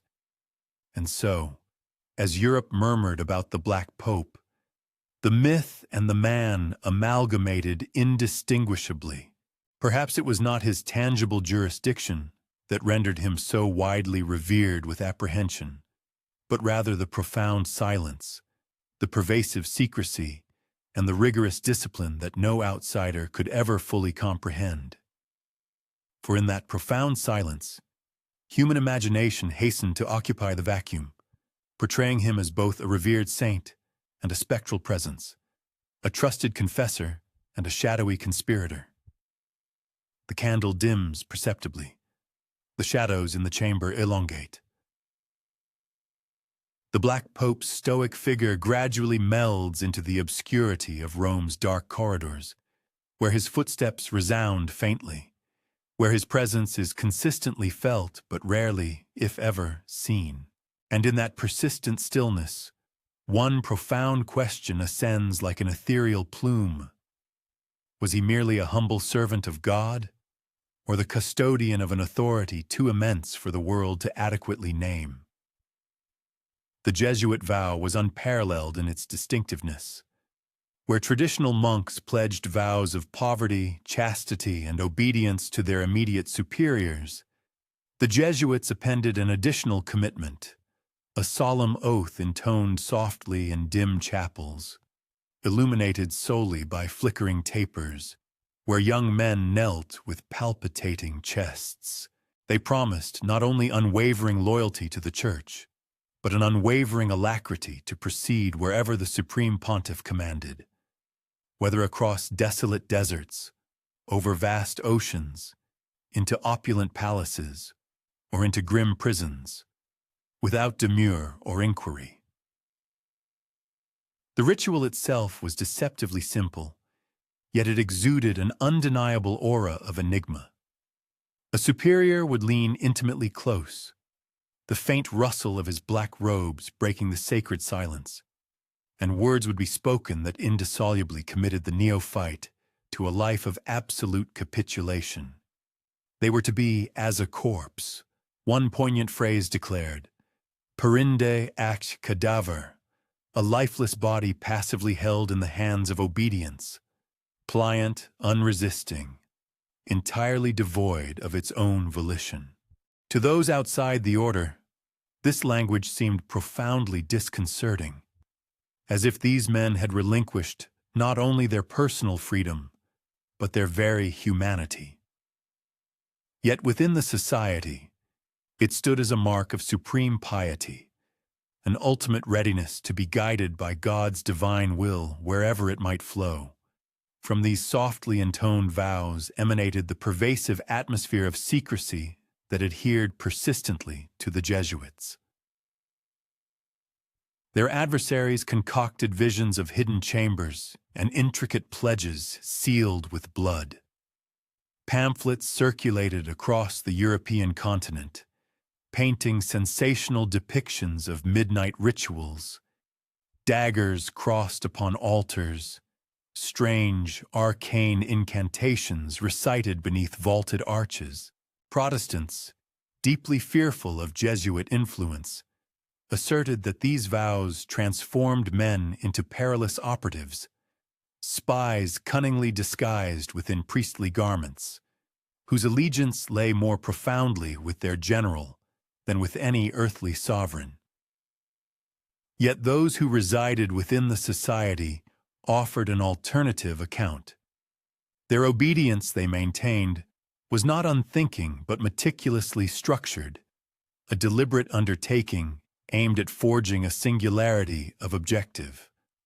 One Jesuit might be dispatched to the sophisticated courts of Vienna, another to the verdant jungles of Brazil, a third to the ancient imperial libraries of China. And still, though dispersed across vast oceans and diverse empires, they moved as if bound by imperceptible bonds, each following the same overarching design, each trusting the imperceptible guidance of the general who directed their every move. There is something profoundly affecting in this rigorous adherence to discipline. Imagine a Jesuit scholar, with his writing implement poised, diligently copying texts by candlelight when a letter arrives, sealed with the distinctive black wax of the order. Without hesitation, he relinquishes his books, closes the shutters, and makes ready for his journey. Perhaps for the distant Indies, perhaps for the icy courts of Russia. No murmur of dissent issues from him. The vow constrains him with greater tenacity than manacles, yet he embraces it with profound tranquility, indeed, with elation. The prospect of insubordination instilled apprehension in numerous quarters. Kings pondered whether the Jesuit residing in their court was genuinely their retainer, or merely an emissary of the Holy See. Bishops debated if the general's will was excessively potent, unduly concentrated, or overwhelmingly despotic, and for the common populace, such a total relinquishment of individual will engender a deep disquiet.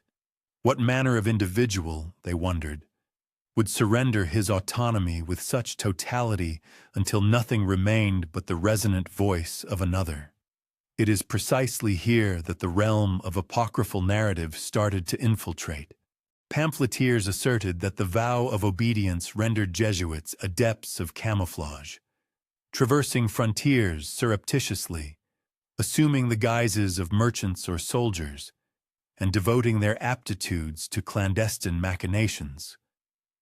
Some attested that their oath permitted them to infiltrate plots unobserved, declaring that no heterodox sovereign was truly safe with a Jesuit nearby. Others went further still, whispering of a clandestine compendium, a set of instructions so unsparing, so Machiavellian, that even infernal entities might have flinched in revulsion. Yet the reality was more understated, more nuanced. Their vow was not an authorization for clandestine plotting, but rather an injunction to ministry, and yet, precisely because they complied with such alacrity, because they dissipated from one geographical sphere and materialized in a different locale, because their piety appeared to transcend human capability, rumor elevated them to mythic proportions.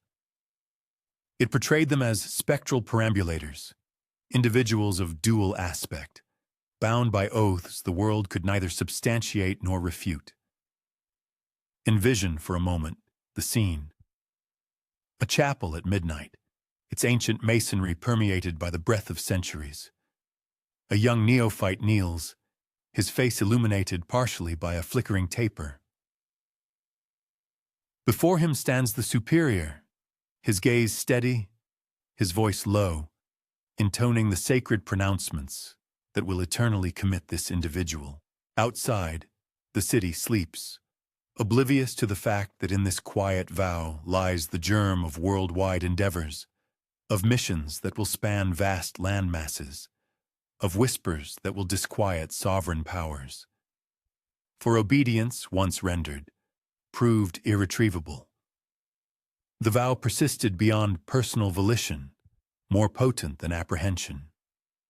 And as the last candle extinguishes itself, the novice rises, no longer an autonomous entity, but an integral component of a grander design, an unseen legion whose formidable strength lay not in gleaming swords, but in the unyielding, tacit compliance of its members. And in that profound silence, the world beyond the chapel would perpetually ponder what had truly been uttered in those whispered oaths, and to what ultimate allegiance were these individuals bound.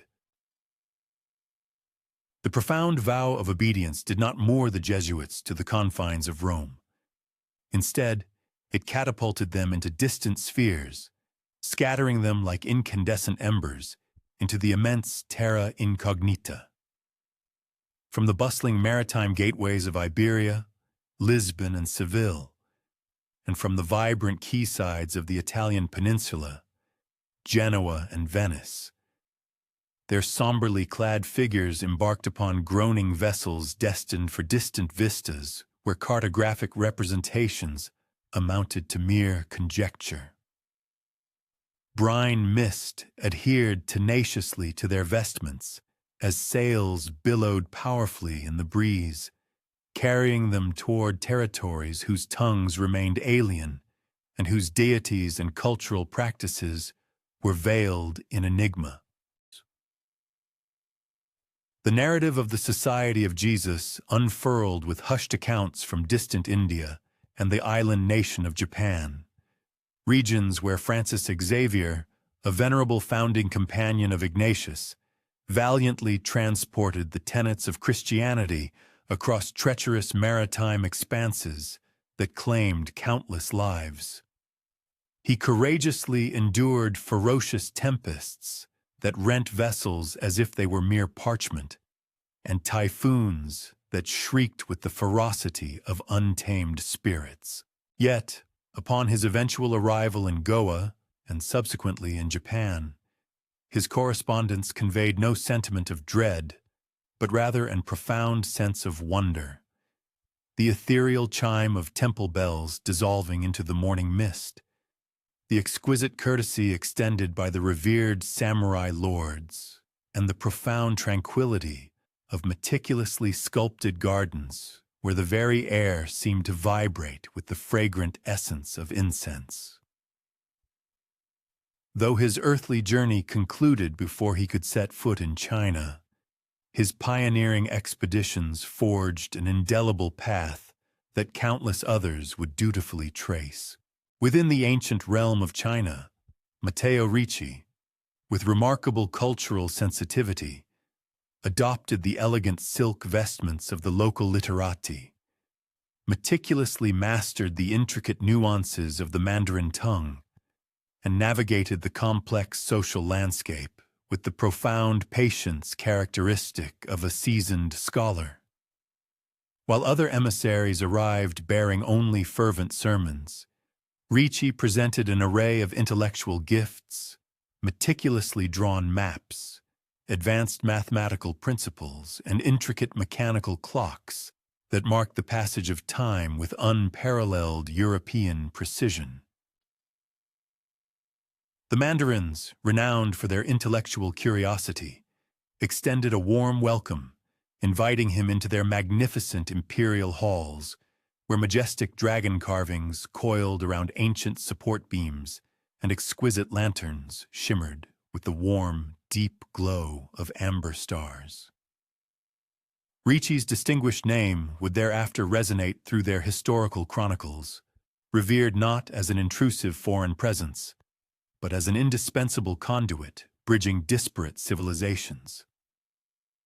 Far across expansive oceans, in the burgeoning territories of the New World, Jesuit missionaries meticulously established their settlements deep within the unyielding wilderness. In the verdant lands of Paraguay, they painstakingly constructed organized communities where the indigenous Guarani tribes were introduced to the solemnity of Latin prayers, learning to read them even as they continued to play their traditional native flutes beneath the shade of ancient trees. These unique enclaves, known as reductions, gradually evolved into self-sustaining, small-scale republics founded upon principles of faith and civic order, fiercely protected against the brutal depredations of avaricious slavers and the insatiable territorial ambitions of the conquistadors. To some observers, these settlements appeared to embody a genuine utopia, tranquil villages where the resonant peal of bells chimed above exquisitely carved wooden altars, where no individual suffered the pangs of hunger, and every hand found meaningful labor. To others, however, they represented perilous social experiments, a distinct ecclesiastical entity operating autonomously within the broader structure of the Church, a sovereign domain governed not by temporal monarchs, but by the influential Jesuits themselves. This pervasive pattern of global outreach and adaptation subsequently manifested across numerous other continents. In the ancient land of Ethiopia, Jesuit scholars engaged in rigorous theological debates with venerable priests whose rock-hewn churches had stood as bastions of faith for many centuries. In the opulent courts of India, they respectfully knelt before powerful rulers ensconced in golden palaces, their solemn Latin prayers harmonizing, or perhaps contrasting, with the intricate rhythms of local Sanskrit chants. In the unforgiving vastness of Canada, they laboriously trudged through deep snow and across sheets of ice, their very breath crystallizing visibly in the frigid air as they tirelessly conveyed their spiritual message to the remote villages of the Huron and Iroquois peoples. Some among them endured the ultimate sacrifice, suffering martyrdom, bound to stakes, their final defiant cries echoing eerily across frozen rivers. Yet their compelling narratives, diligently documented in personal diaries and heartfelt letters, served as a profound source of inspiration, galvanizing countless others to embrace their perilous mission. What particularly intrigued, and indeed often alarmed their adversaries, was not merely the sheer geographical breadth of their influence, but rather their extraordinary capacity for adaptation. Wherever these missionaries ventured, Jesuits deliberately adopted the local attire, assiduously mastered the indigenous languages, and meticulously studied the prevailing customs and traditions until they appeared less like foreign interlopers and more like authentic reflections of the very people they earnestly sought to convert. This remarkable, almost chameleon-like flexibility, however, inevitably fostered deep-seated suspicion. Were they genuinely devoted missionaries? Or were they, in fact, clandestine agents disguised by priestly humility, surreptitiously acquiring sensitive intelligence about foreign kingdoms to covertly relay back to the Vatican in Rome? Monarchs across Europe and beyond often harbored profound unease at such a contemplation. The presence of a Jesuit within their royal court could signify a confessor, attentively listening to whispered transgressions in the hushed sanctity of a chapel's shadows. Yet, he might equally be a gifted mathematician meticulously charting uncharted trade routes, or a shrewd diplomat discreetly conveying encrypted correspondence across sensitive international borders. The precise demarcation between their spiritual mission and potential espionage became increasingly indistinct in the minds of apprehensive sovereigns, thereby fueling the burgeoning myth of an expansive and clandestine network so pervasive and subtly orchestrated that no earthly empire could ever truly contain its reach or fathom its full extent.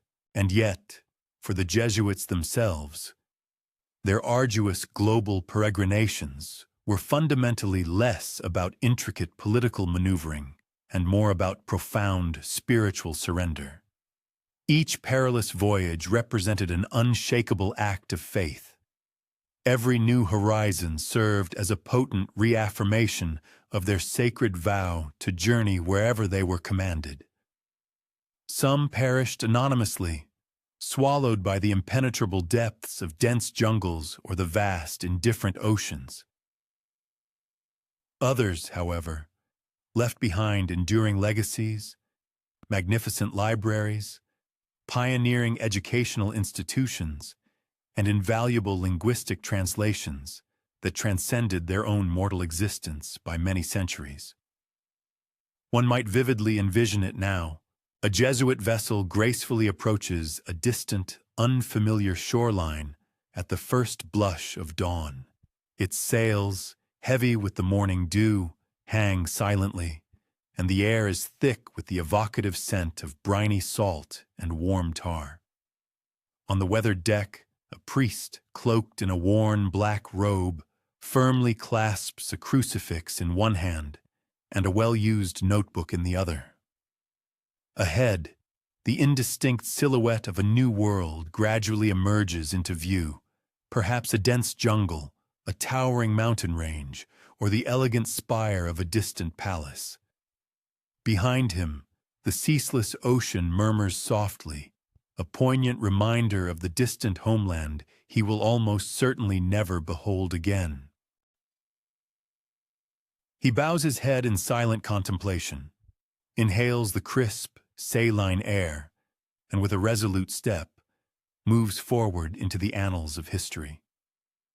A solitary figure, yet one who carries the immense weight of an empire of faith upon his shoulders, and in the gentle hush of waves lapping against the hull, it almost seems as though the very sea itself echoes his solemn vow back to him: obedience, obedience, obedience. While their sturdy ships carried these intrepid men across the world's vast oceans, it was often within the opulent, gilded halls much closer to their European origins that the Jesuits exerted their most subtle yet profoundly incisive influence. Concealed behind sumptuous velvet curtains, and within the intimate glow of candlelight chambers, they seamlessly transitioned into roles as trusted confessors, sagacious counselors, and discreet consultants to powerful kings, queens, and princes whose closely guarded secrets possessed the potential to irrevocably alter the destinies of entire nations. To cross the threshold into a royal throne room was to enter a meticulously staged theater of power and intrigue. And the Jesuits, with their characteristic astuteness, masterfully learned to perform their roles with an exquisite blend of measured humility, subtly veiled intelligence, and an unwavering, dignified poise. Their ascendancy in these courts often commenced with hushed whispers. A reigning monarch, grappling with weighty matters of conscience, would discreetly seek spiritual guidance, summoning a Jesuit whose reputation for unwavering discipline and absolute discretion had long preceded him. Cloaked in his simple black habit, the priest would humbly kneel beside the ornate royal chair, listening intently as the sovereign unburdened himself of sins and dilemmas too grave and sensitive to be uttered aloud to any courtier. The Jesuit, in these intimate confessions, became privy to nascent betrayals, burgeoning ambitions, pressing financial debts, and impending wars long before they were ever formally codified into law or diplomatic treaty. His counsel, though fundamentally shaped by theological principles, carried the subtle yet potent force of profound influence, deftly guiding royal decisions that could, in turn, decisively tilt the delicate balance of entire kingdoms. In the illustrious Kingdom of France, they became indispensable spiritual mentors to the esteemed Bourbon dynasty. Both Louis XIII and his formidable successor, Louis XIV, discovered in their Jesuit confessors a unique capacity to deftly balance profound piety with pragmatic political acumen. A softly whispered absolution could significantly bolster a king's wavering resolve. A judicious suggestion, artfully cloaked in scriptural wisdom, possessed the power to subtly steer the crown towards policies that the Jesuits deemed morally righteous or strategically advantageous.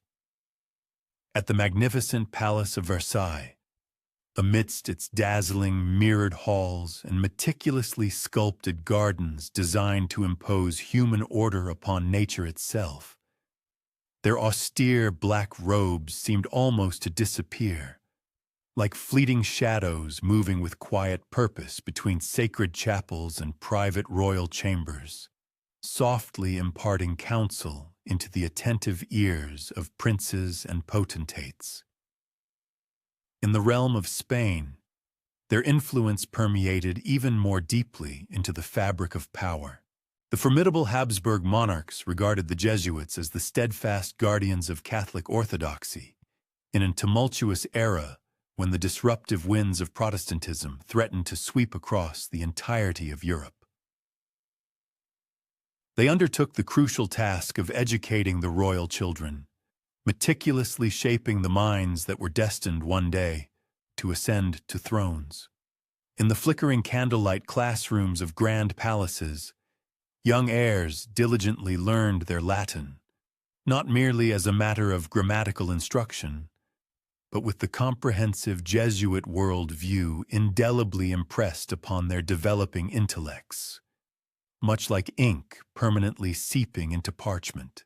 However, it was not exclusively Catholic courts that experienced their pervasive presence, whether real or imagined.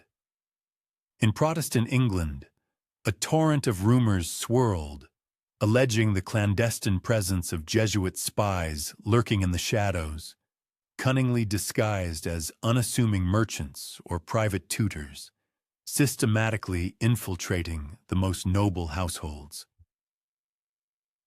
To a significant portion of the English populace, the very term Jesuit became inextricably linked with the notion of an insidious intriguer, a shadowy figure cloaked in layers of conspiracy, purportedly pulling unseen strings that possessed the capacity to unravel the very fabric of the kingdom itself.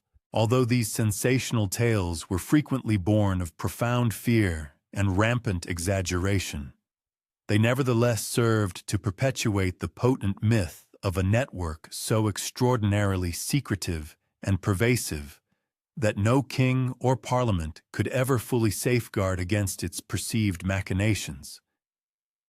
The inherent duality of the Jesuits, their profound spiritual devotion coupled with their practical, worldly engagement, both captivated and instilled terror in the hearts of reigning monarchs.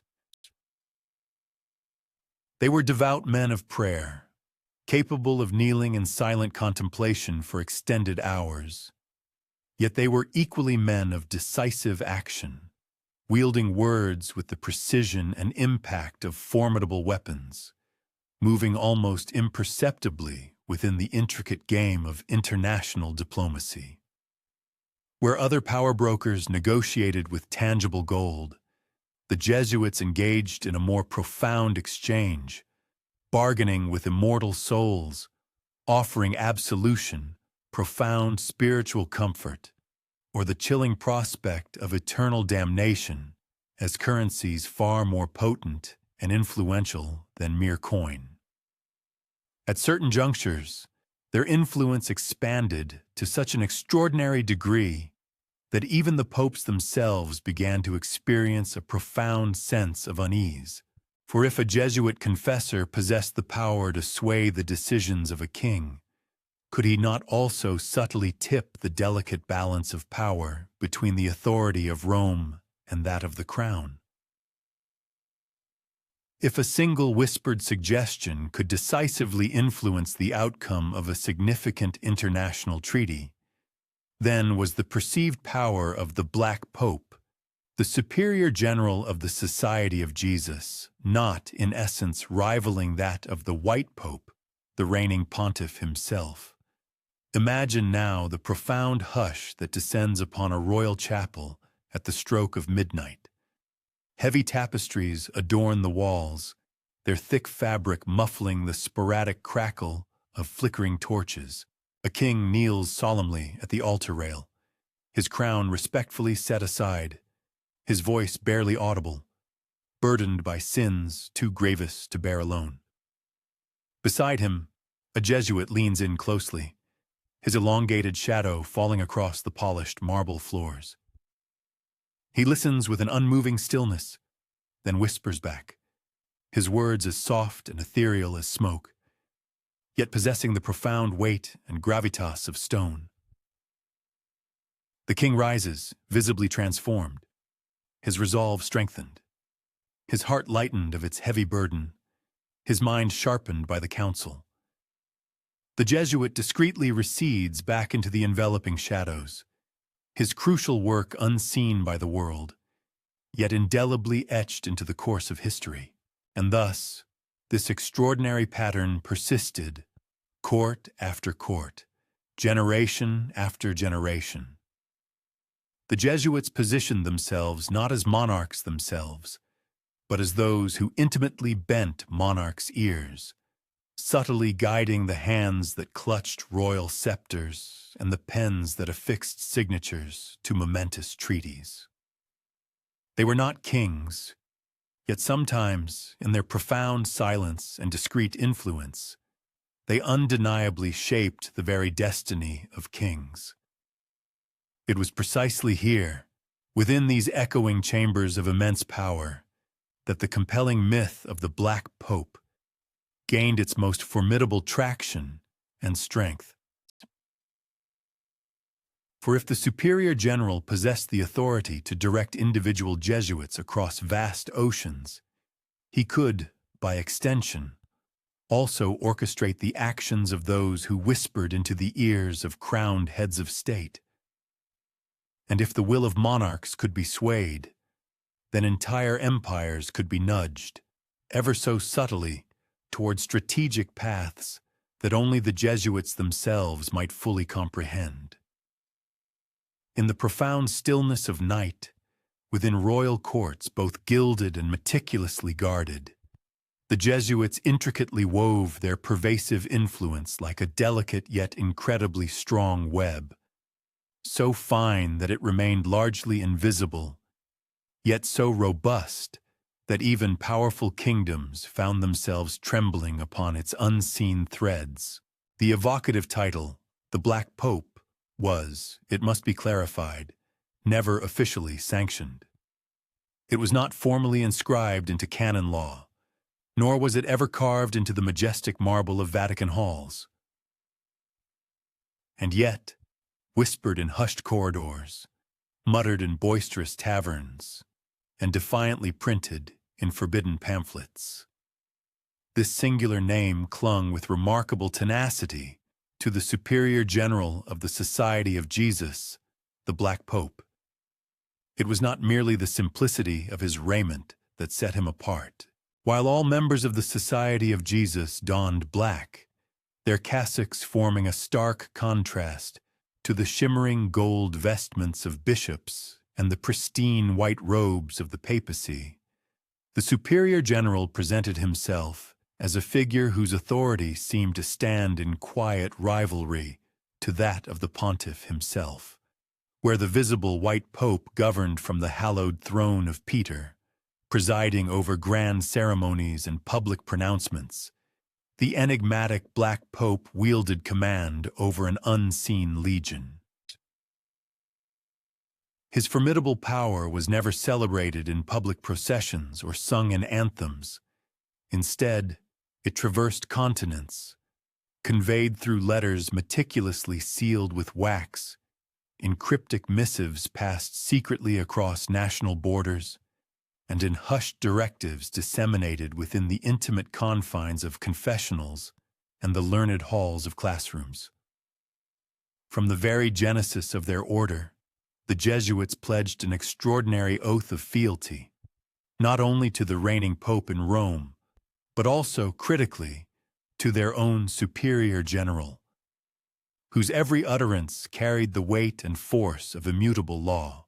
This profound authority radiated outwards, spanning vast geographical expanses, touching devoted missionaries deep in China, influential confessors ministering in the sophisticated courts of Paris, and intrepid explorers navigating the untamed wilds of Brazil. It was widely whispered that with a single, decisive command, the Black Pope possessed the astonishing capacity to redirect the destinies of entire kingdoms, for his meticulously trained agents frequently stood as trusted confidants beside both reigning monarchs and powerful cardinals. The public perception of this figure darkened considerably as adversaries of the Jesuits began to propagate insidious narratives concerning the nature of their vows. Some accusers vehemently asserted that the Jesuit pledge of obedience was so utterly absolute that the superior general could, with impunity, instruct a man to traverse vast oceans, to subtly infiltrate foreign courts, or even to embrace a silent death for the greater cause, and that such a man would comply without the slightest hesitation or question. Other detractors insisted that the Black Pope was, in fact, a master architect of conspiracies, clandestinely orchestrating assassinations, subtly inciting rebellions, and intricately weaving vast, invisible webs of intrigue designed to fortify his order's already formidable global influence. The underlying reality, as is often the case, was considerably more obscure, imbued with greater complexity and nuance. Yet the potent legend firmly took root in the collective imagination. In clandestine pamphlets surreptitiously circulated throughout Protestant Europe, crude yet vivid woodcuts frequently depicted a shadowy, dark-robed pope standing ominously behind the papal throne, his hand resting with unsettling familiarity upon the white pope's shoulder, guiding him as if he were a mere marionette. In these sensationalized narratives, it was suggested that Rome was not truly governed by Peter's legitimate successor, but rather by a spectral general who silently whispered his dictates through the impenetrable veil of absolute obedience. And yet, within the very heart of Rome itself, the Black Pope resided not within ostentatious, gilded palaces, but in unassuming, modest quarters located in close proximity to the Gesù, which served as the revered mother church of the Jesuits. His personal chambers were characterized by their austere simplicity. A sturdy wooden desk, invariably laden with an immense volume of correspondence, a plain crucifix mounted on the wall, and a well-worn chair where he received his numerous visitors. Nevertheless, from this surprisingly unpretentious room, a ceaseless torrent of instructions flowed outwards in every conceivable direction, much like powerful rivers originating from a singular, inexhaustible spring.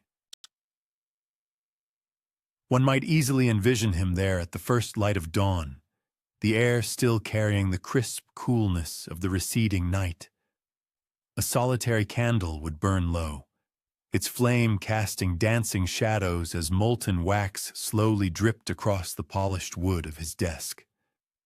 Before him would lie an array of letters, dispatched from distant Asia, the burgeoning Americas, and the ancient lands of Europe, penned in the often spidery script of dedicated missionaries, insightful confessors, and erudite professors.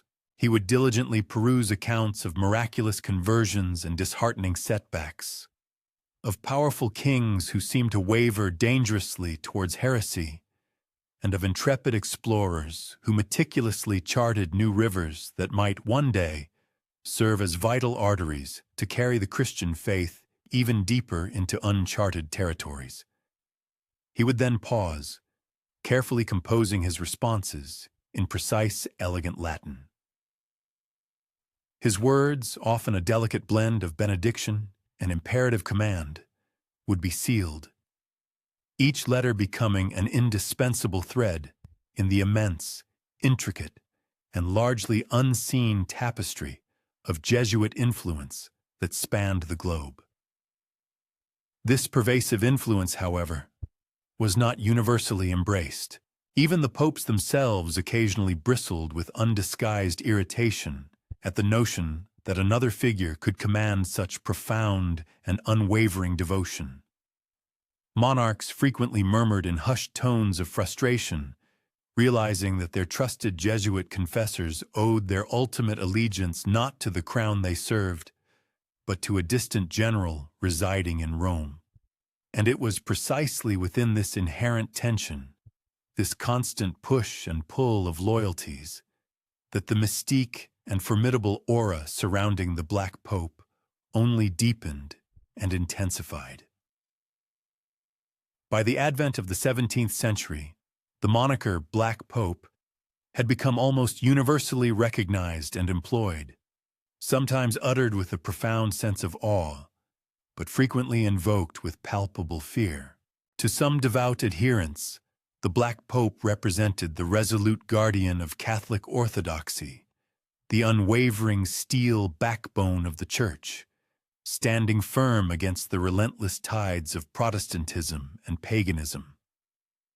To others, however, he was perceived as the hidden hand, orchestrating sinister plots and brutal purges, a dark and enigmatic figure whose perceived power ominously eclipsed that of the Holy Father himself.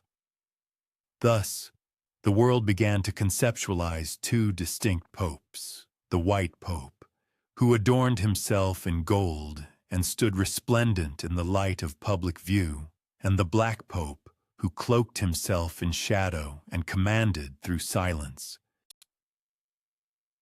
Together, they appeared to constitute a formidable dual axis of power, one overtly visible, the other subtly invisible, yet both inextricably indispensable to the very shape and future of Christendom. The myth of the Black Pope transcended mere nomenclature. It evolved into a profound and unsettling question that haunted the gilded halls of palaces and the solemn chambers of parliaments alike. Who, in the truest sense, held ultimate dominion over Rome? The Jesuits had initially infiltrated the royal courts of Europe with remarkably little fanfare, their unassuming black cassocks allowing them to blend seamlessly into the shadows of private chapels and antechambers. Yet, astonishingly, within the span of a single generation, they had rendered themselves utterly indispensable to the reigning monarchs.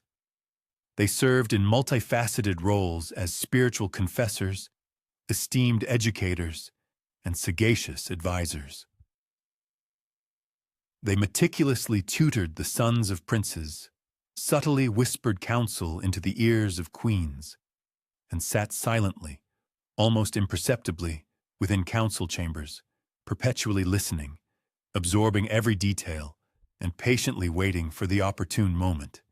Kings profoundly valued their keen intelligence, their vast learning, and their unparalleled ability to persuade. However, with every hushed confession shared and every letter meticulously sealed and dispatched to Rome, a quiet, insidious unease began to take root and grow within the royal consciousness. one might vividly imagine the opulent, gilded court of France, where countless candles flickered with dazzling brilliance in crystal chandeliers. The king himself kneels in the sanctity of his private chapel, murmuring his deepest sins into the attentive ear of his Jesuit confessor. Yet, despite the intimacy of the moment, the monarch cannot help but harbor a nagging doubt, a persistent question: does this man truly serve him? Or does his ultimate loyalty lie with another, unseen master? The unspoken answer, always the same, reverberated in the king's mind. The Jesuit serves first the church, and then, unequivocally, the superior general. The Black Pope's authority thus stretched out like invisible, yet undeniably strong chains, binding the very conscience of kings to a formidable figure they had never once personally encountered. In Spain, the royal court similarly bristled with the identical undercurrent of tension. Jesuits were entrusted with the crucial task of educating the heirs of the powerful Habsburg bloodline, meticulously shaping young minds that were destined one day to govern vast empires. They offered counsel not as sycophantic flatterers, but as men who seemed to wield their profound knowledge of history, philosophy, and theology as formidable intellectual weapons. They subtly guided monarchs towards specific, predetermined decisions, all while maintaining an outward demeanor of humble and selfless service. For a king, engaging with such a counselor was akin to playing a complex game of chess against an opponent who already possessed an uncanny foreknowledge of the final decisive move. However, not all rulers were prepared to tolerate this pervasive influence. Elizabeth I of England, for instance, regarded the Jesuits as insidious daggers lurking in the dark, their divided loyalty posing an existential threat to a kingdom that had resolutely embraced Protestantism. She unequivocally branded them as traitors, as dangerous agents of Rome cloaked deceptively in the robes of priests. Her ministers frequently whispered of assassins, elaborate conspiracies, and treacherous plots designed to unseat her from the throne. Across the breadth of Europe, Protestant pamphlets graphically depicted Jesuits as venomous serpents, slithering clandestinely into royal courts, their distinctive black robes trailing behind them like ominous shadows of impending death. Even within staunchly Catholic realms, a deep-seated suspicion continued to fester. France, Spain, and Portugal, each in due course, would ultimately expel the Jesuits from their territories, not due to any perceived lack of religious devotion on the order's part, but rather because their respective monarchs increasingly feared being subtly governed from behind a hidden veil of influence. How could a king possibly place his unwavering trust in a counselor whose very soul and ultimate allegiance belonged not to the crown, but to another? This simmering tension inevitably erupted into violent accusations during moments of national crisis. When Henry IV of France was tragically assassinated in 1610, whispers spread like an uncontrollable wildfire. Although no Jesuit blade was ever proven to have struck the king, persistent rumors insisted that their insidious counsel had meticulously paved the way for the regicide. When various conspiracies brewed in England, Jesuit names were invariably scrolled in damning ink across indictments, irrespective of their actual guilt or innocence. And each such rumor served only to strengthen the formidable myth that the Black Pope's far-reaching influence extended not merely into the private chambers of courts, but directly into the very bloodstream of political power itself. The Jesuits, naturally, vehemently denied all such grave charges. They consistently preached unwavering loyalty, not insidious subversion. They readily offered their vast and intricate network of knowledge and influence to serve both the crown and the church. And yet, despite their denials, the profound fear lingered. For rulers who had historically commanded vast armies and wielded undeniable temporal power, it was deeply unsettling to confront an unseen enemy that waged its battles with the subtle yet potent weapons of schools, pulpits, and the silent, impenetrable confessionals. One might easily envision the private, intimate rooms of Versailles. Behind elegant silk draperies, the majestic Louis XIV confers in hushed tones with his Jesuit confessor.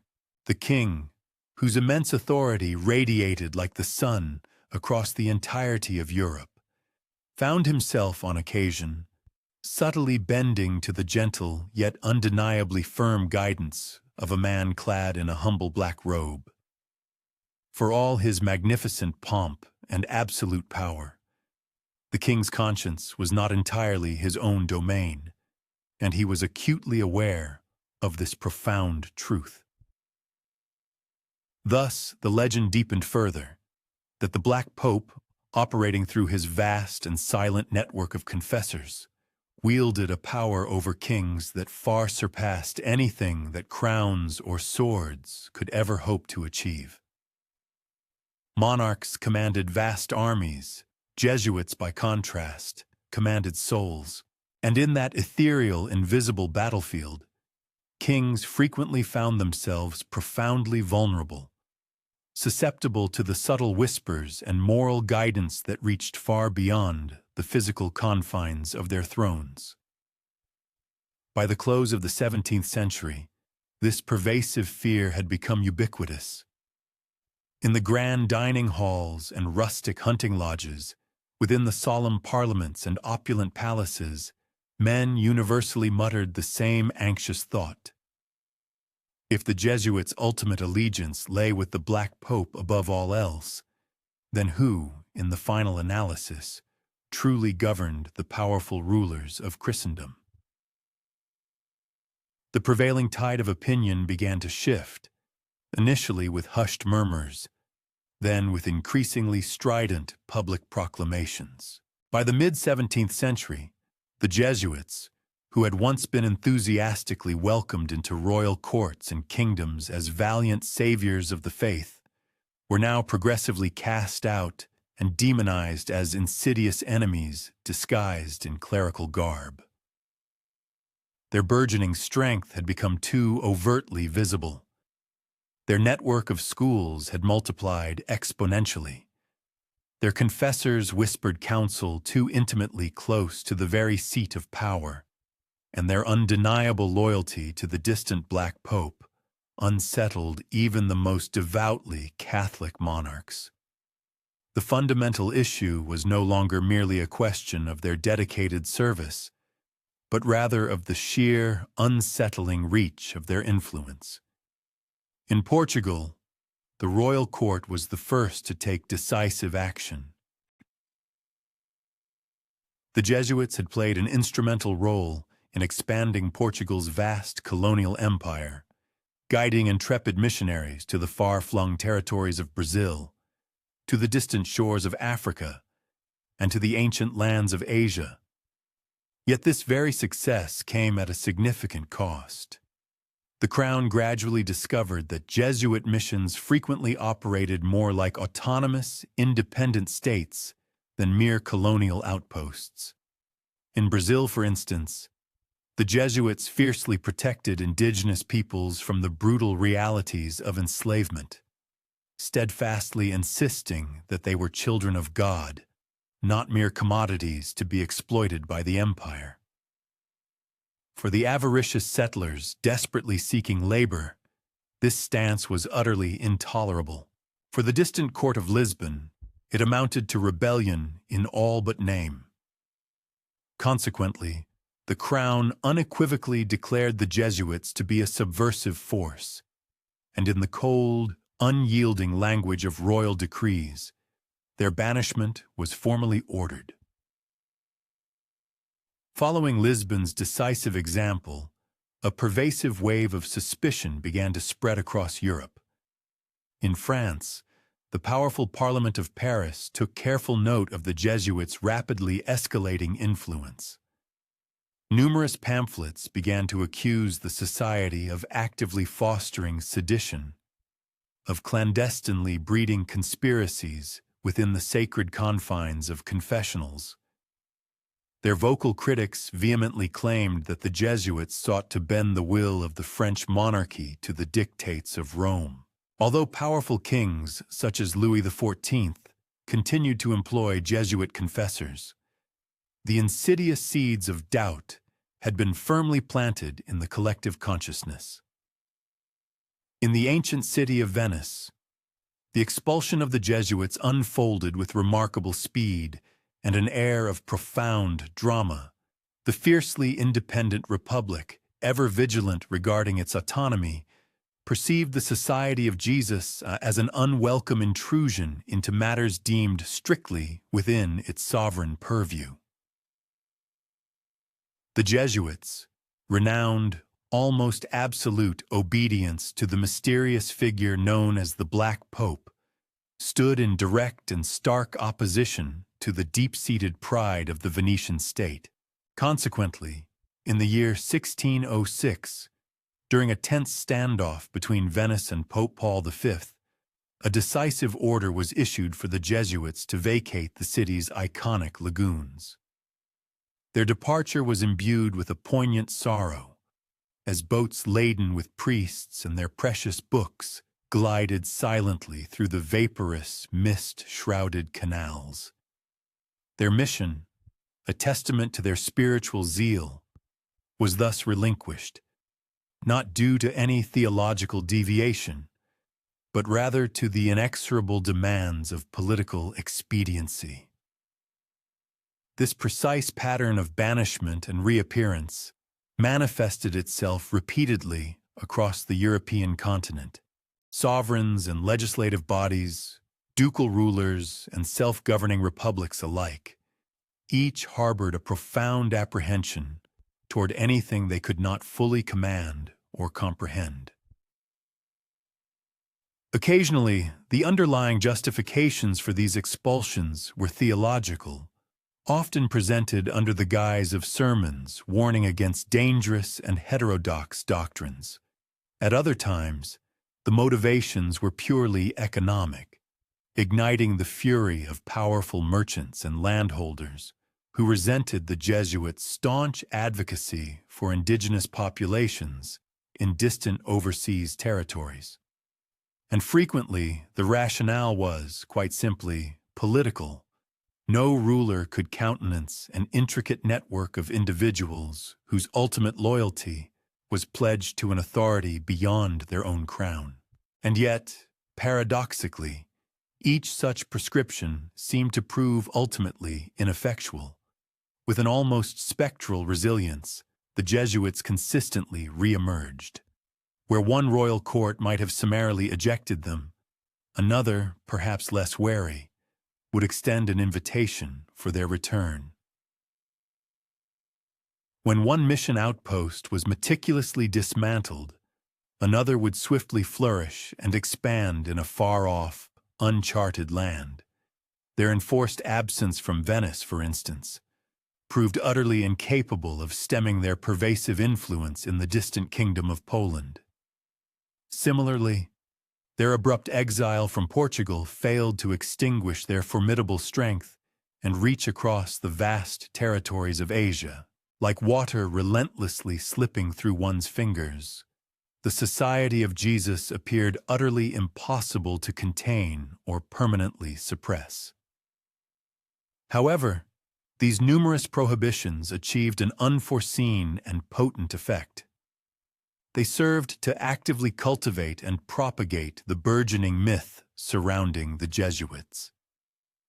Among the common populace of Europe, whispers began to circulate and intensify. If powerful kings genuinely feared these priests, then the Jesuits must surely possess a might that surpassed even that of monarchs. If entire nations felt compelled to cast them out, it could only be because they had unearthed profound secrets that no sovereign dared to confront. The traditional image of the Jesuit as a humble and devout priest began to blur, transforming into something far more sinister, something undeniably perilous. And at the very heart of this escalating intrigue, the omnipresent, unseen hand of the Black Pope seemed to loom, perpetually guiding, subtly correcting, and patiently awaiting his moment. Envision, if you will, a frigid night in Lisbon. The thoroughfares were illuminated by the flickering glow of torches as black-robed Jesuits processed silently toward the city's docks. Citizens, a mixture of apprehension and curiosity on their faces, watched in an uneasy quiet. Some openly wept, lamenting the departure of the men who had served their communities. Others, however, spat vitriolic curses, their resentment palpable. The ships, their lanterns casting an ethereal glow against the dark, undulating waves, slowly pulled away, carrying these men who had, in their time, profoundly shaped both sprawling empires and the most intimate of religious confessions. Yet, even as their sails receded and vanished into the impenetrable darkness of the Atlantic horizon, many among the onlookers instinctively understood that this was by no means an ending. It was, rather, merely the prelude to a far greater and more turbulent storm. For with every banishment, the Jesuits invariably returned with renewed vigor and influence, and with each such return, the legend of their concealed power deepened irrevocably, until monarchs across the continent began to question whether exile was ever truly a permanent separation, or if the Black Pope had simply retreated into another shadow, patiently biding his time for the opportune moment of his reemergence. By the dawn of the 18th century, the Jesuits no longer exclusively inhabited the clear, open daylight of devotion. Instead, they had gradually slipped into the ambiguous twilight of rumor. Across the length and breadth of Europe, an army of pamphleteers and preachers began to speak of them not merely as esteemed educators and spiritual confessors, but rather as cunning puppeteers, artfully manipulating unseen strings of power. The very appellation Jesuit commenced to bear a profound weight of suspicion, whispered furtively in bustling markets and sophisticated salons, emblazoned upon anonymous broadsheets, and passed from hand to hand like some forbidden, illicit scripture. The accusations leveled against them were as diverse in their nature as they were ominous in their implication. Some brazenly claimed the Jesuits were the hidden masterminds behind intricate plots to assassinate reigning kings. Others vehemently accused them of clandestinely guiding revolutions, of embedding secret codes within their dense theological treatises, and even of exploiting the sacred confessional, not for the purpose of granting forgiveness, but for the insidious collection of intelligence. There were those who adamantly insisted that the Society's vast network stretched into every conceivable corner of Europe and beyond, forming an invisible, formidable empire that rivaled the power of the monarchies themselves. In the vibrant intellectual hub of Paris, the city's numerous coffee houses swiftly transformed into veritable hotbeds of fervent speculation. The esteemed philosophers of the Enlightenment, who inherently distrusted all forms of clerical authority, specifically singled out the Jesuits as the most perilous of all religious orders. Voltaire, with his characteristic wit, sneered openly at their perceived cunning, while others branded them as the clandestine architects of tyranny, cunningly cloaked in a deceptive veneer of piety.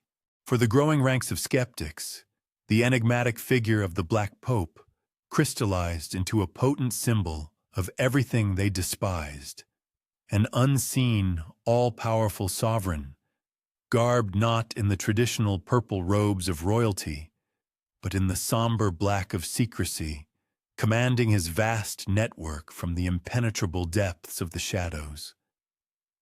These elaborate conspiracy stories thrived upon the society's own intrinsic secrecy. Their rigorous discipline, their solemn oaths of unquestioning obedience, and their secluded, closed houses of study, all served as potent fuel for imaginations already burning with suspicion. Tales circulated widely that they had so deeply infiltrated the royal courts of Europe that no significant decision of state could possibly be made without their subtle, whispered counsel.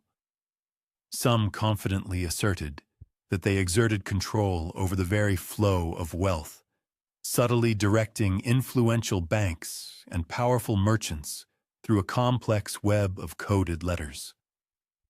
Others swore they possessed ancient, meticulously drawn maps, charting hidden routes to untold treasures in the distant New World, treasures deliberately withheld from kings for the society's own enigmatic designs. Even in the far-flung Americas, their unique reductions, those meticulously planned and carefully constructed settlements designed for indigenous converts, were maliciously depicted by their adversaries as impregnable fortresses. Critics adamantly insisted that the Jesuits were surreptitiously stockpiling immense wealth and covertly training armies, all in preparation to carve out an independent kingdom of their own, nestled between the vast forests and winding rivers. The actual truth of these endeavors was, in reality, far more complex and nuanced, but the compelling power of the myth proved utterly irresistible. Jesuit priests, armed with an unparalleled breadth of knowledge, were seen as defending secret realms from the combined forces of both native and European rulers alike. Even from within the hallowed confines of the Church itself, suspicion regarding the Jesuits deepened perceptibly.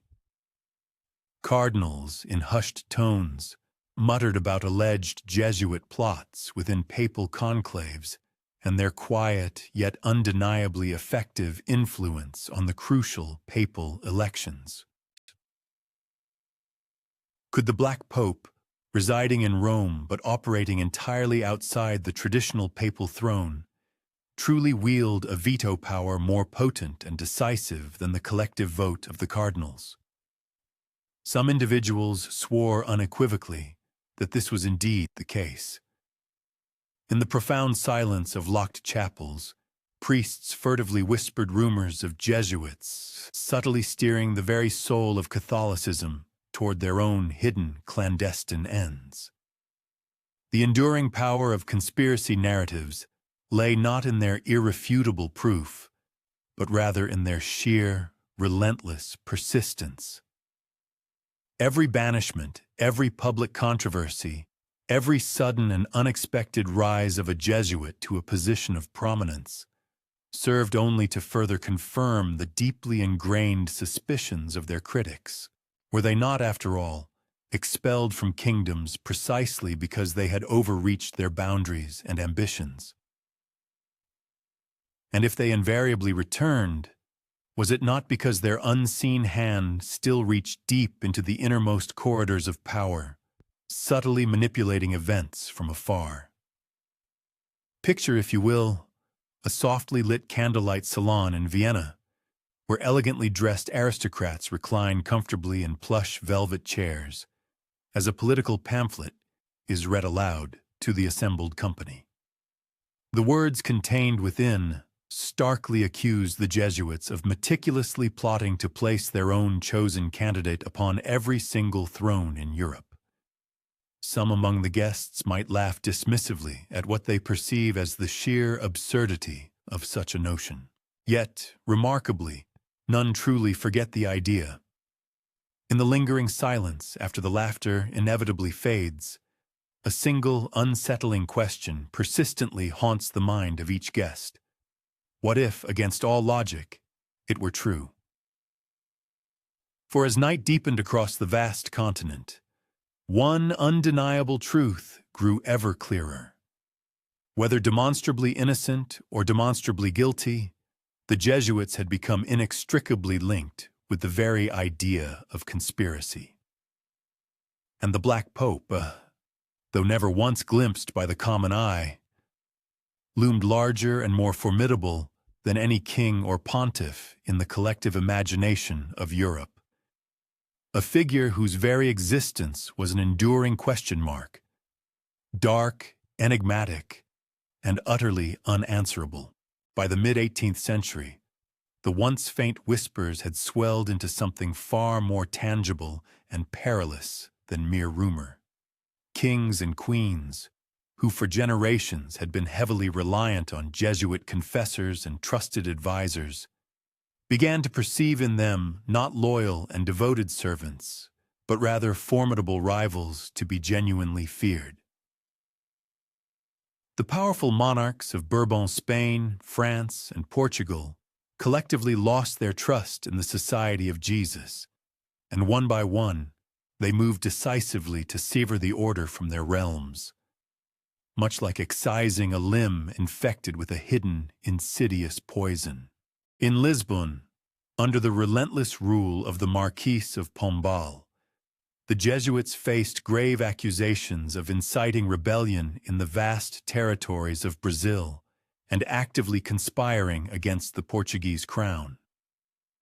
Their esteemed colleges were summarily shuttered, their extensive libraries confiscated, and their priests brutally dragged from their pulpits. In Madrid, King Charles III issued his stern decrees in the dead of night, with soldiers storming Jesuit houses while the city lay in profound slumber. Priests were abruptly awakened by the harsh glare of torchlight, afforded no opportunity whatsoever to defend themselves, and marched away in an eerie, unsettling silence. Across the expansive French kingdom, King Louis XV, bowing to the immense pressure from his influential ministers, likewise banished them, despite the unwavering loyalty they had once unequivocally demonstrated toward him. The Society of Jesus, which had wielded such immense power only a few decades prior, now appeared to vanish almost entirely overnight. Ships were dispatched to ferry entire communities of Jesuits into a desolate exile, transporting them to distant papal lands, to the rugged island of Corsica, and to the remote edges of the European empires where they could, presumably, be quietly forgotten. Their once bustling schools stood eerily empty, their sacred chapels lay abandoned, and their very names were systematically dragged through the mire of scathing political pamphlets. And then came the ultimate decree, the one that irrevocably sealed their fate. In the year 1773, Pope Clement XIV, acting under immense and unrelenting pressure from the most powerful European monarchs, issued a papal bull that formally dissolved the society itself. The symbolic chair of the Black Pope now stood utterly empty. The order's venerable seal was officially broken. In Rome, their magnificent Church of the Gesù remained, a silent testament to their past glory. But the devoted men who had once filled its pews were now scattered to the winds. Some openly wept in despair. Some quietly disappeared into the mundane routine of parish work. Others, more defiant, continued their teaching and scholarship in profound secrecy. For a period, it truly seemed as though the Jesuits had been utterly erased, not merely from the echelons of power, but from the very annals of collective memory. Yet silence does not invariably signify death. In hidden corners, in the quiet recesses of the continent, the indomitable spirit of the order subtly lingered. Indeed, some Jesuits continued their vital work unhindered in Russia, where the formidable Catherine the Great steadfastly refused to enforce the papal ban. Others quietly pursued their scholarly endeavors, meticulously keeping alive the sophisticated methods and profound teachings that had, in earlier times, so profoundly shaken empires. And always, in the apprehensive minds of those who harbored deep fears of them, the enduring story of the Black Pope did not conclude. If anything, their very suppression only served to deepen and enrich the myth. For what could possibly be more inherently suspicious than an order deemed too powerful for monarchs to tolerate, and simultaneously too secretive for even a pope to fully contain? Their exile was thus interpreted not as a definitive defeat, but rather as an ominous confirmation that somewhere, in the profound silence, they were patiently waiting. One might conjure an image of Rome during those desolate years, following the Society of Jesus' suppression. The monumental Jesuit church loomed ominously in the nocturnal stillness, its grand portals secured, its sacred altars stripped bare. The fragrant wisps of candle smoke now existed solely as a fading memory. Yet within that profound quietude, a sensitive ear might still perceive the spectral echo of murmured devotions, the ethereal rustle of dark vestments brushing against ancient flagstones. This was not the sound of utter desolation, but rather of a potent force held in abeyance, poised for its inevitable resurgence. The act of suppression had been intended to irrevocably conclude their narrative. Instead, it merely imposed a profound interlude, a silence far more disquieting and pervasive than any spoken word. And within that enigmatic void, the mystique surrounding the fabled Black Pope only intensified, as if his very absence served as incontrovertible evidence of his unseen, guiding hand. That profound quietude persisted for nearly half a century, yet silence, it became clear, was by no means synonymous with extinction. Throughout the veiled corners of Europe, subtle murmurs hinted at Jesuits who continued their clandestine endeavors. Notably, within the vast Russian Empire, the formidable Empress Catherine the Great had deliberately disregarded the pontifical edict that had dismantled the order. She held their educational institutions, their rigorous discipline, and their remarkable capacity to instruct her populace in high esteem. Consequently, within her dominion, the Society of Jesus managed to endure, much like a precious flame vigilantly shielded from the buffeting winds. Their esteemed colleges remained operational. Their dedicated priests persevered in their secret ministries, and their intricate networks of influence continued to function unimpaired. When Pope Pius VII ultimately sanctioned the order's reinstatement in the year 1814, it presented itself less as a genuine rebirth and more as a dramatic unveiling of what had been preserved. Across the Eternal City, the resonant pealing of bells heralded the public proclamation of the papal bull. The Jesuits, who had once been summarily banished, scattered far and wide, and forcefully silenced, were now granted explicit permission to rise once more. And indeed, they ascended with astonishing rapidity and vigor. They swiftly returned to their venerable colleges, reclaiming those hallowed halls of erudition that had lain dormant and desolate for many decades. Furthermore, they expeditiously re-established their global missions, dispatching priests across vast oceanic expanses once again, journeying back to the distant shores of China, to the burgeoning Americas, and to the diverse lands of Africa, carrying with them a profound resilience forged and honed during their protracted period of involuntary exile. However, what rendered their return even more remarkable was not merely their sheer persistence in the face of adversity. It was, rather, the manner in which they re-emerged with augmented strength, as if the very act of their suppression had served to temper and refine them into an unyielding, resilient steel. To the general populace, they presented themselves as dedicated educators, eloquent preachers, and compassionate confessors. But for those discerning observers who scrutinized their activities with meticulous attention, their swift reappearance suggested a far deeper, more intricate reality. How could an order so thoroughly dismantled, explicitly prohibited by powerful monarchs, and formally dissolved by a pontiff, possibly resurface with such an astonishing degree of vitality? What clandestine structures, what hidden mechanisms, had permitted them to persevere through such an existential crisis?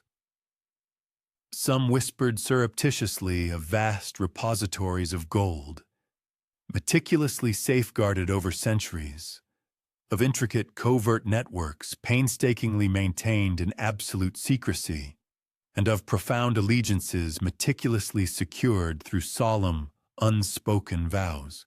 Others firmly believed that the elusive Black Pope had, in truth, never ceased to exert his dominion, contending that throughout the long years of suppression, his directives had flowed through unseen channels, much like a subterranean river, silently nourishing unseen roots and sustaining the order's vitality from beneath the surface. By the advent of the 19th century, the Jesuits had once again positioned themselves at the very epicenter of Catholic life and influence. They served as trusted counselors to successive popes, offering sagacious advice on matters both spiritual and temporal. They meticulously trained successive generations of brilliant scholars, imbuing them with profound intellectual rigor. Their renowned educational institutions flourished robustly, extending their reach from the sophisticated salons of Paris to the bustling avenues of New York, from the vibrant metropolis of Buenos Aires to the ancient city of Kolkata. They were no longer perceived as mere anachronistic relics of a bygone era, but rather as an order dynamically reborn and seamlessly integrated into the unfolding tapestry of modernity. And with each strategic step they took, the enigmatic legend of the Black Pope continued to expand and deepen. His period of enforced silence had, ironically, become irrefutable proof of his enduring resilience, and his dramatic return served as undeniable evidence of his formidable, if hidden, power. In the heart of Rome, the general curia of the Society of Jesus rose once more, establishing itself as the undisputed nerve center and strategic command hub of the entire order. Behind its imposing doors, men clad in somber black robes convened in hushed private chambers, meticulously formulating intricate strategies not solely for their global missionary endeavors, but also for subtly expanding their influence within the very corridors of the Vatican itself. To the unsuspecting external world, the white Pope stood as the visible embodiment and public face of Catholic authority. Yet, for those astute observers who probed beneath the surface, The Black Pope was understood to be the steady, unwavering hand, perpetually concealed but enduringly potent, expertly guiding the vast machinery of the Church from a position of discreet yet undeniable influence. The Restoration, it became evident, was never merely a simple act of returning to a previous state. It was, fundamentally, about profound survival, about definitively demonstrating that even when the combined might of powerful monarchs and supreme pontiffs conspired to utterly erase them, the Jesuits possessed an inherent fortitude that rendered them unassailable. Their dramatic resurrection in 1814 served as a profound lesson, whispered across the ensuing centuries. Silence, it proclaimed, can be stoically endured. Exile, it affirmed, can be steadfastly weathered, and from the crucible of suppression, true power can be astonishingly reborn, emerging more subtle, more resilient, and indeed, more deeply concealed than ever before. In the profound stillness of a moonless night, one might vividly envision it, a single candle, its flame rekindled in a forsaken chapel, black-robed figures silently reassembling once more, and the spectral shadow of a general, seated composedly in his customary chair. The Black Pope, conspicuously absent yet never truly gone, was restored as if he had never, for a single moment, departed. The 19th century unfolded as an epoch marked by the grandeur of kings and the tumultuous fervor of revolutions, a period where ancient crowns were summarily toppled and new empires rose from the ashes of the old.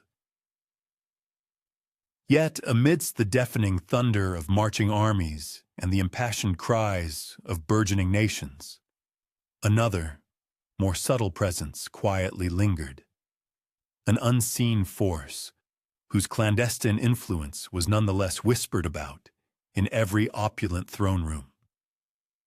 Jesuit confessors, their somber black robes draped like deepening shadows across gilded chambers, stood discreetly beside powerful monarchs. They spoke with measured softness, not in the assertive tone of rulers, but rather as sagacious guides, subtly implanting their counsel into the receptive ears of emperors and queens, all while the flickering candlelight danced across the highly polished marble floors. In the grand capitals of Paris, Vienna, Madrid, and numerous other European centers, the Jesuits made their triumphant return to royal courts, where, just a century prior, they had been widely feared and distrusted. Paradoxically, the very kings who had viewed them with suspicion and apprehension now actively sought their astute guidance. In the tumultuous aftermath of widespread revolutions, monarchs yearned desperately for stability, for an unquestionable divine sanction, for a reassuring whisper of order amidst the chaos. Jesuit advisors, masterfully cloaked in the comforting language of faith, yet possessing the quiet precision of strategic minds, were perfectly positioned to provide it. However, it was not solely monarchs who gravitated towards their influence. Prominent politicians, formidable generals, and even rival members of the clergy increasingly felt the far-reaching tendrils of Jesuit sway. Their educational institutions, meticulously rebuilt and reinvigorated with fervent zeal, cultivated successive generations of influential leaders, rigorously trained in the arts of rhetoric, profound philosophy, and intricate legal principles. A nascent prime minister in one distant land, a charismatic revolutionary leader in another, countless figures bore the indelible imprint of Jesuit pedagogy, whether they openly acknowledged it or not. It was as if the order had subtly laid its invisible hands upon the intricate levers of nations, not seizing them through overt force, but rather gently adjusting, artfully nudging, and patiently steering the course of history with calculated precision. Some vociferously accused the Jesuits of surreptitiously pulling the strings behind historical events of a magnitude too vast and complex to readily trace. When seismic revolutions erupted, when powerful kings dramatically fell from their pedestals, when entirely new constitutions suddenly emerged, pervasive rumors inevitably swirled. Was it merely a series of extraordinary coincidences? Or had the elusive Black Pope's clandestine agents indeed moved unseen and unheard through the very heart of the upheaval? The French Revolution, which had once temporarily silenced them, paradoxically seemed to widen the scope of their subsequent influence. In the Iberian Peninsula, encompassing Spain and Portugal, and within Italy itself, governments rose and fell in relentless cycles of turmoil and consistently in the background. A Jesuit was invariably said to be close by, offering counsel, making quiet corrections, and directing events through discreet whispers rather than overt commands.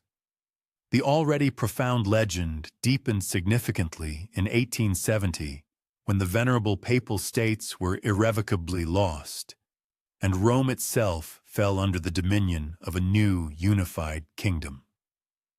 The temporal, earthly power of the White Pope demonstrably diminished. Yet the Jesuits, in a perplexing turn of events, did not weaken in tandem with him. Instead, they displayed an extraordinary capacity for adaptation. Their formidable strength resided not in conventional armies, nor in the demarcation of terrestrial borders, but rather in the cultivation of brilliant minds and unwavering loyalties, meticulously bound by invisible spiritual threads. Where conventional nations perceived inevitable collapse, the Jesuits astutely discerned new pathways for influence.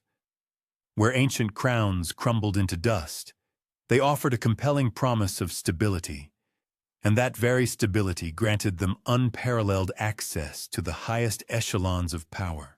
Consequently, in every grand palace and within every august parliament, there seemed to linger a subtle shadow, a learned priest meticulously trained in Jesuit schools, a shrewd diplomat whispered to possess deep connections to the Curia, a strategic general whose education had been meticulously guided by their tutelage. The elusive Black Pope, it became clear, had no need for a visible throne. He possessed something far greater, the uncanny ability to subtly bend the very wills of thrones themselves, not through brute force, but through an influence so exquisitely subtle that no reigning monarch could ever be entirely certain where their own sovereign decisions concluded, and another's intricate design imperceptibly began. To the vast majority of the ordinary faithful, they were simply dedicated missionaries and inspiring teachers. But to the powerful monarchs and influential ministers, they were the silent, ever-present force in the room, the ones who meticulously remembered every promise whispered in the sacred confessional, who recalled every profound weakness shared in absolute secrecy, and who held firmly in their hands the delicate, intricate strings of conscience itself. In such a profound and pervasive silence, their power extended far more broadly and deeply than the march of any conventional army. And thus, the 19th century transformed into not merely an age of burgeoning nations, but rather an age of pervasive whispers, an age where the Black Pope's enigmatic shadow reached into every opulent throne room, every legislative parliament, every clandestine council chamber, and where, beneath the gentle flicker of candlelight, kings and emperors often pondered whether their most crucial decisions were, in truth, entirely their own. When the esteemed College of Cardinals convenes beneath the magnificently frescoed vaults of the Sistine Chapel, the gaze of the entire world fixates upon the smoke that will eventually ascend, whether black, signifying rejection, or white, heralding a new coronation. Yet, for countless centuries, beneath the solemnity of the ancient rituals and the resonant chants, persistent whispers have circulated concerning another, unseen hand at work, a hand that never physically appears upon the ballot, but whose profound influence is subtly felt in every single vote cast. The Jesuits, despite a long-standing tradition that until very recently precluded them from ascending to the papacy, were never truly absent from the sacred conclaves. They did not participate as voting electors, but rather as trusted confessors, as astute spiritual advisors, as the quiet, influential voices behind the scarlet-robed cardinals. Some entered the hallowed chambers not as direct voters, but as vigilant guardians of conscience, subtly shaping the inner deliberations and moral compass of the men poised to cast their fateful lots. And so the persistent rumor endured that the enigmatic Black Pope, though physically seated far removed from the Sistine Chapel's hallowed confines, wielded as much, if not more, sway than those actually gathered within. It was not a crude, overt form of control, but something far more sophisticated and nuanced. Jesuit scholars, universally acknowledged as masters of sophisticated rhetoric and profound discernment, were reputedly instrumental in meticulously shaping crucial alliances long before the imposing conclave doors were ever finally locked. They possessed an intimate understanding of the unspoken ambitions of certain cardinals, the deep-seated fears of others, and the discreet promises whispered in hushed corridors where the thick marble seemed to absorb all sound. And when the ballots were ceremoniously burned, it was frequently suspected that a Jesuit-trained hand had already, with subtle precision, tipped the delicate balance in favor of a predetermined outcome. The pivotal election of Pius IX in the mid-19th century immediately ignited intense speculation, for his subsequent reign would prove to be one of both immense duration and profound upheaval. Was his elevation merely the result of divine providence, or was it, as many conjectured, the careful, strategic counsel of influential Jesuit voices that skillfully placed him upon the sacred chair of Peter? His subsequent declaration of papal infallibility was undeniably a bold and, at times, deeply divisive pronouncement. However, the Jesuits fiercely defended it, meticulously weaving intricate theological arguments that solidified the decree into an unassailable doctrine. The pervasive shadow of the Black Pope, it seemed, stretched even into the very definition and essence of papal power itself. Subsequently, as the 20th century unfolded, a period marked by global conflicts that catastrophically reshaped national boundaries and irrevocably dissolved ancient imperial structures, those familiar murmurs of clandestine influence resurfaced. Certain commentators asserted that the Society of Jesus had subtly guided the diplomatic endeavors of Benedict XV, particularly his earnest efforts to broker peace amidst the ravages of the First World War. Concurrently, attention often turned to the elevation of Pius XII to the papacy, a spiritual leader whose actions during the cataclysmic Second World War continue to present a complex narrative, interwoven with contentious debates concerning his alleged silent diplomacy and unacknowledged negotiations. It appeared that beneath each significant papal selection, an intricate Jesuit connection, at times subtle and at others strikingly evident, could invariably be discerned. However, the most profound and unexpected development materialized in 2013 when the sacred conclave dramatically broke with established custom. In an unprecedented turn of events, for the inaugural time in the venerable annals of the Church, a member of the Society of Jesus was elevated to the highest office of the papacy.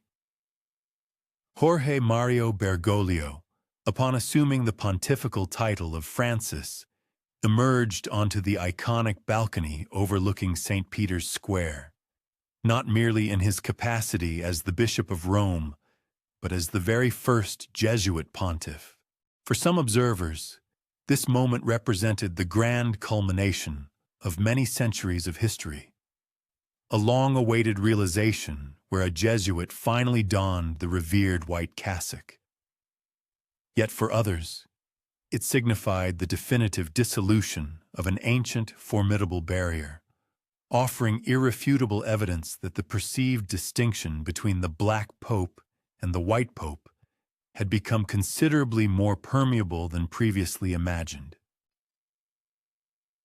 Nevertheless, even amidst the jubilation and the historic shift within the hushed, secluded enclaves of Vatican City, a distinct and persistent query continued to circulate in hushed tones. If a member of the Society of Jesus could now rightfully don the resplendent white papal vestments, what then became of the spiritual leader who traditionally wore the black habit? Had the authority and stature of the superior general, often referred to as the Black Pope, been somehow diminished by this unprecedented ascension? Or conversely, had his formidable influence merely expanded, now curiously unified in a profound and enigmatic duality with the Holy Father himself?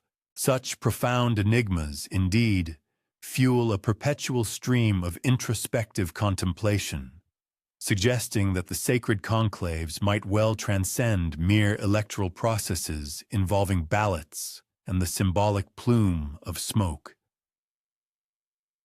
Rather, in the profound hush of fervent prayers and the subtle rustle of ecclesiastical vestments, there might exist resonant echoes of pivotal decisions, meticulously crafted and strategically determined long before the weighty doors of the Sistine Chapel were finally sealed. Thus, the enduring narrative persists that within the solemn confines of every papal conclave, while the College of Cardinals ostensibly casts their votes, an additional, more profound presence subtly directs the proceedings. This guidance operates not through overt intervention or explicit decree, but rather through the invisible yet potent compass of profound loyalty, unwavering obedience, and rigorous spiritual and intellectual formation. The indelible imprint of Jesuit discipline that even the most vibrant scarlet robes of the princes of the Church cannot expunge. The White Pope ceremonially ascends to the chair of Peter, and the majestic bells of St. Peter's Basilica resound throughout Rome. Yet, in the profound quietude that settles beyond the exultant roar of the gathered multitudes, the enigmatic shadow of the Black Pope steadfastly endures. It is as if the very act of the conclave itself encompasses a dual coronation, one grandly observed by the public gaze and another, far more clandestine, unfolding in profound secrecy. As countless millennia have witnessed, night descends gracefully upon Rome, enveloping the ancient city in its characteristic, profound veil of tranquility. The venerable stones of the Vatican complex gradually yield to the cool embrace of the evening atmosphere. The immense piazza, bustling with life mere hours prior, now steadily empties of the throngs of devout pilgrims who, with uplifted gazes, had reverently admired the majestic dome of the basilica. However, as the last of the ceremonial torches flicker and diminish, and the echoes of sacred chants gently recede into distant memory, a distinct and more pervasive stillness descends. This is not the familiar quietude of slumber, but rather an acute, vigilant silence, a perpetual state of observation, always watching. Indeed, the intricate narrative surrounding the Black Pope finds no definitive conclusion with the solemnity of papal conclaves or the deliberations of ecclesiastical councils, nor is its trajectory halted by the tribulations of wars endured or the seismic shifts of revolutions survived. Instead, its influence extends ceaselessly, permeating the complex corridors of contemporary power where the intricate threads of global politics, international finance, and spiritual faith are inextricably woven together into a vast and often impenetrable tapestry, discernible in its entirety by only a select few. The Superior General of the Society of Jesus no longer commands legions in physical armor, nor does he dispatch fleets of ships across distant oceans. Nevertheless, his profound reach persists, undiminished and truly boundless, disseminated through an extensive network of esteemed schools, renowned universities, far-flung missions, and crucially, through the unwavering allegiance of men whose devotion transcends even the primal bonds of kinship. A segment of the populace labels this pervasive influence as an elaborate conspiracy, while others dismiss it as mere myth. Nevertheless, in hushed conversations and persistent rumors, the members of the Society of Jesus are consistently portrayed as the Roman Catholic Church's most discreet and effective diplomats, its most meticulously disciplined strategists, and its most formidable intellectual and spiritual defenders. A mind rigorously shaped by Jesuit education and formation can readily be encountered not solely within the hallowed halls of seminaries, but also within the chambers of national parliaments, in the sensitive environments of international embassies, and ascending to the lofty pinnacles of academic knowledge and global finance. Irrespective of their geographical or professional location, the enduring shadow of their spiritual leader, the Superior General, invariably accompanies them, a presence either overtly perceived or subtly concealed, explicitly acknowledged or silently observed. While the venerable institution of the Vatican itself undergoes periodic shifts and internal reforms, and the succession of popes invariably rise and fall from prominence, the perceived presence of the Black Pope appears to possess an almost eternal quality. It is as if the very essence of this enigmatic role has transformed into a kind of spectral entity, never formally crowned with a tiara, never publicly visible in a ceremonial capacity, yet perpetually immanent. When the White Pope makes his grand appearances on the Vatican balconies, enveloped in the fervent adulation and applause of the faithful, the Black Pope steadfastly remains within his unassuming, quiet residence. This retreat into the shadows is not born of any inherent weakness or lack of influence, but rather is a deliberate and strategic choice, a design.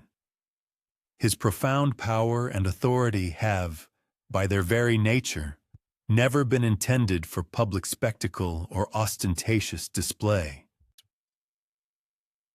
Within the intricate complexities of the contemporary global landscape, whenever profound crises emerge, be they devastating geopolitical conflicts, widespread institutional scandals, or the precipitous collapse of national and international economies, there remain persistent voices that adamantly contend the subtle guiding hand of the Jesuits can still be discerned. These proponents of the theory assert that beyond the public pronouncements, the official speeches, and the formal decrees, another, more clandestine voice perpetually resonates. This voice is characterized by its unwavering calm, its meticulous deliberation, its strategic foresight, and its inherent invisibility. Whether this assertion represents an undeniable truth or merely an enduring fable, no individual can definitively ascertain. Nonetheless, the very persistence of this belief carries significant cultural and psychological weight, and with the dissemination of each new rumor or speculative narrative, the legend surrounding the Society of Jesus only intensifies and grows more formidable. Consequently, as the inexorable march of centuries continues, the iconic image steadfastly persists, that of the Black Pope serving as both a profound mirror and an essential counterpart. A perpetual shadow cast against the illuminating light of Peter's chosen successor. This figure is perceived not as a direct rival or an overt enemy, but rather as an entity embodying a far more intricate and nuanced relationship. He is envisioned as a vigilant guardian, a sagacious counselor, a masterful strategist, and at times, particularly in the anxious imaginations of the apprehensive, even a clandestine puppet master. The ultimate truth concerning this enduring dynamic remains profoundly entangled, inherently elusive, and quite possibly intentionally obscured within the intricate folds and hidden recesses of historical record. Now, as the profound tranquility of night gently descends, let a culminating thought delicately unfurl and drift across the contemplative mind. Much like the ethereal wisp of candle smoke. What if, throughout the long and storied history of Rome, there have consistently existed not one, but two distinct thrones? One, a resplendent seat crafted from polished marble, sumptuously gilded and ceremonially crowned for the entire world to openly witness and revere. And then a second, more elusive throne of shadow, from which a man garbed in black silently guides the vast machinery of the Church. Not through overt edicts or formal decrees, but rather through the profound command he holds over the hearts and the intellects of its adherents.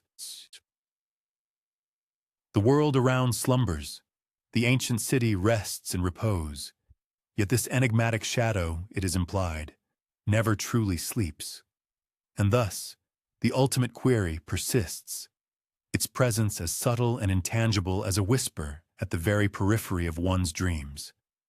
If the White Pope, the visible successor to Saint Peter, is traditionally entrusted with the sacred keys of heaven, symbolizing his divine authority and spiritual stewardship, what then, by inference or by design, does the Black Pope bear in his hidden keeping?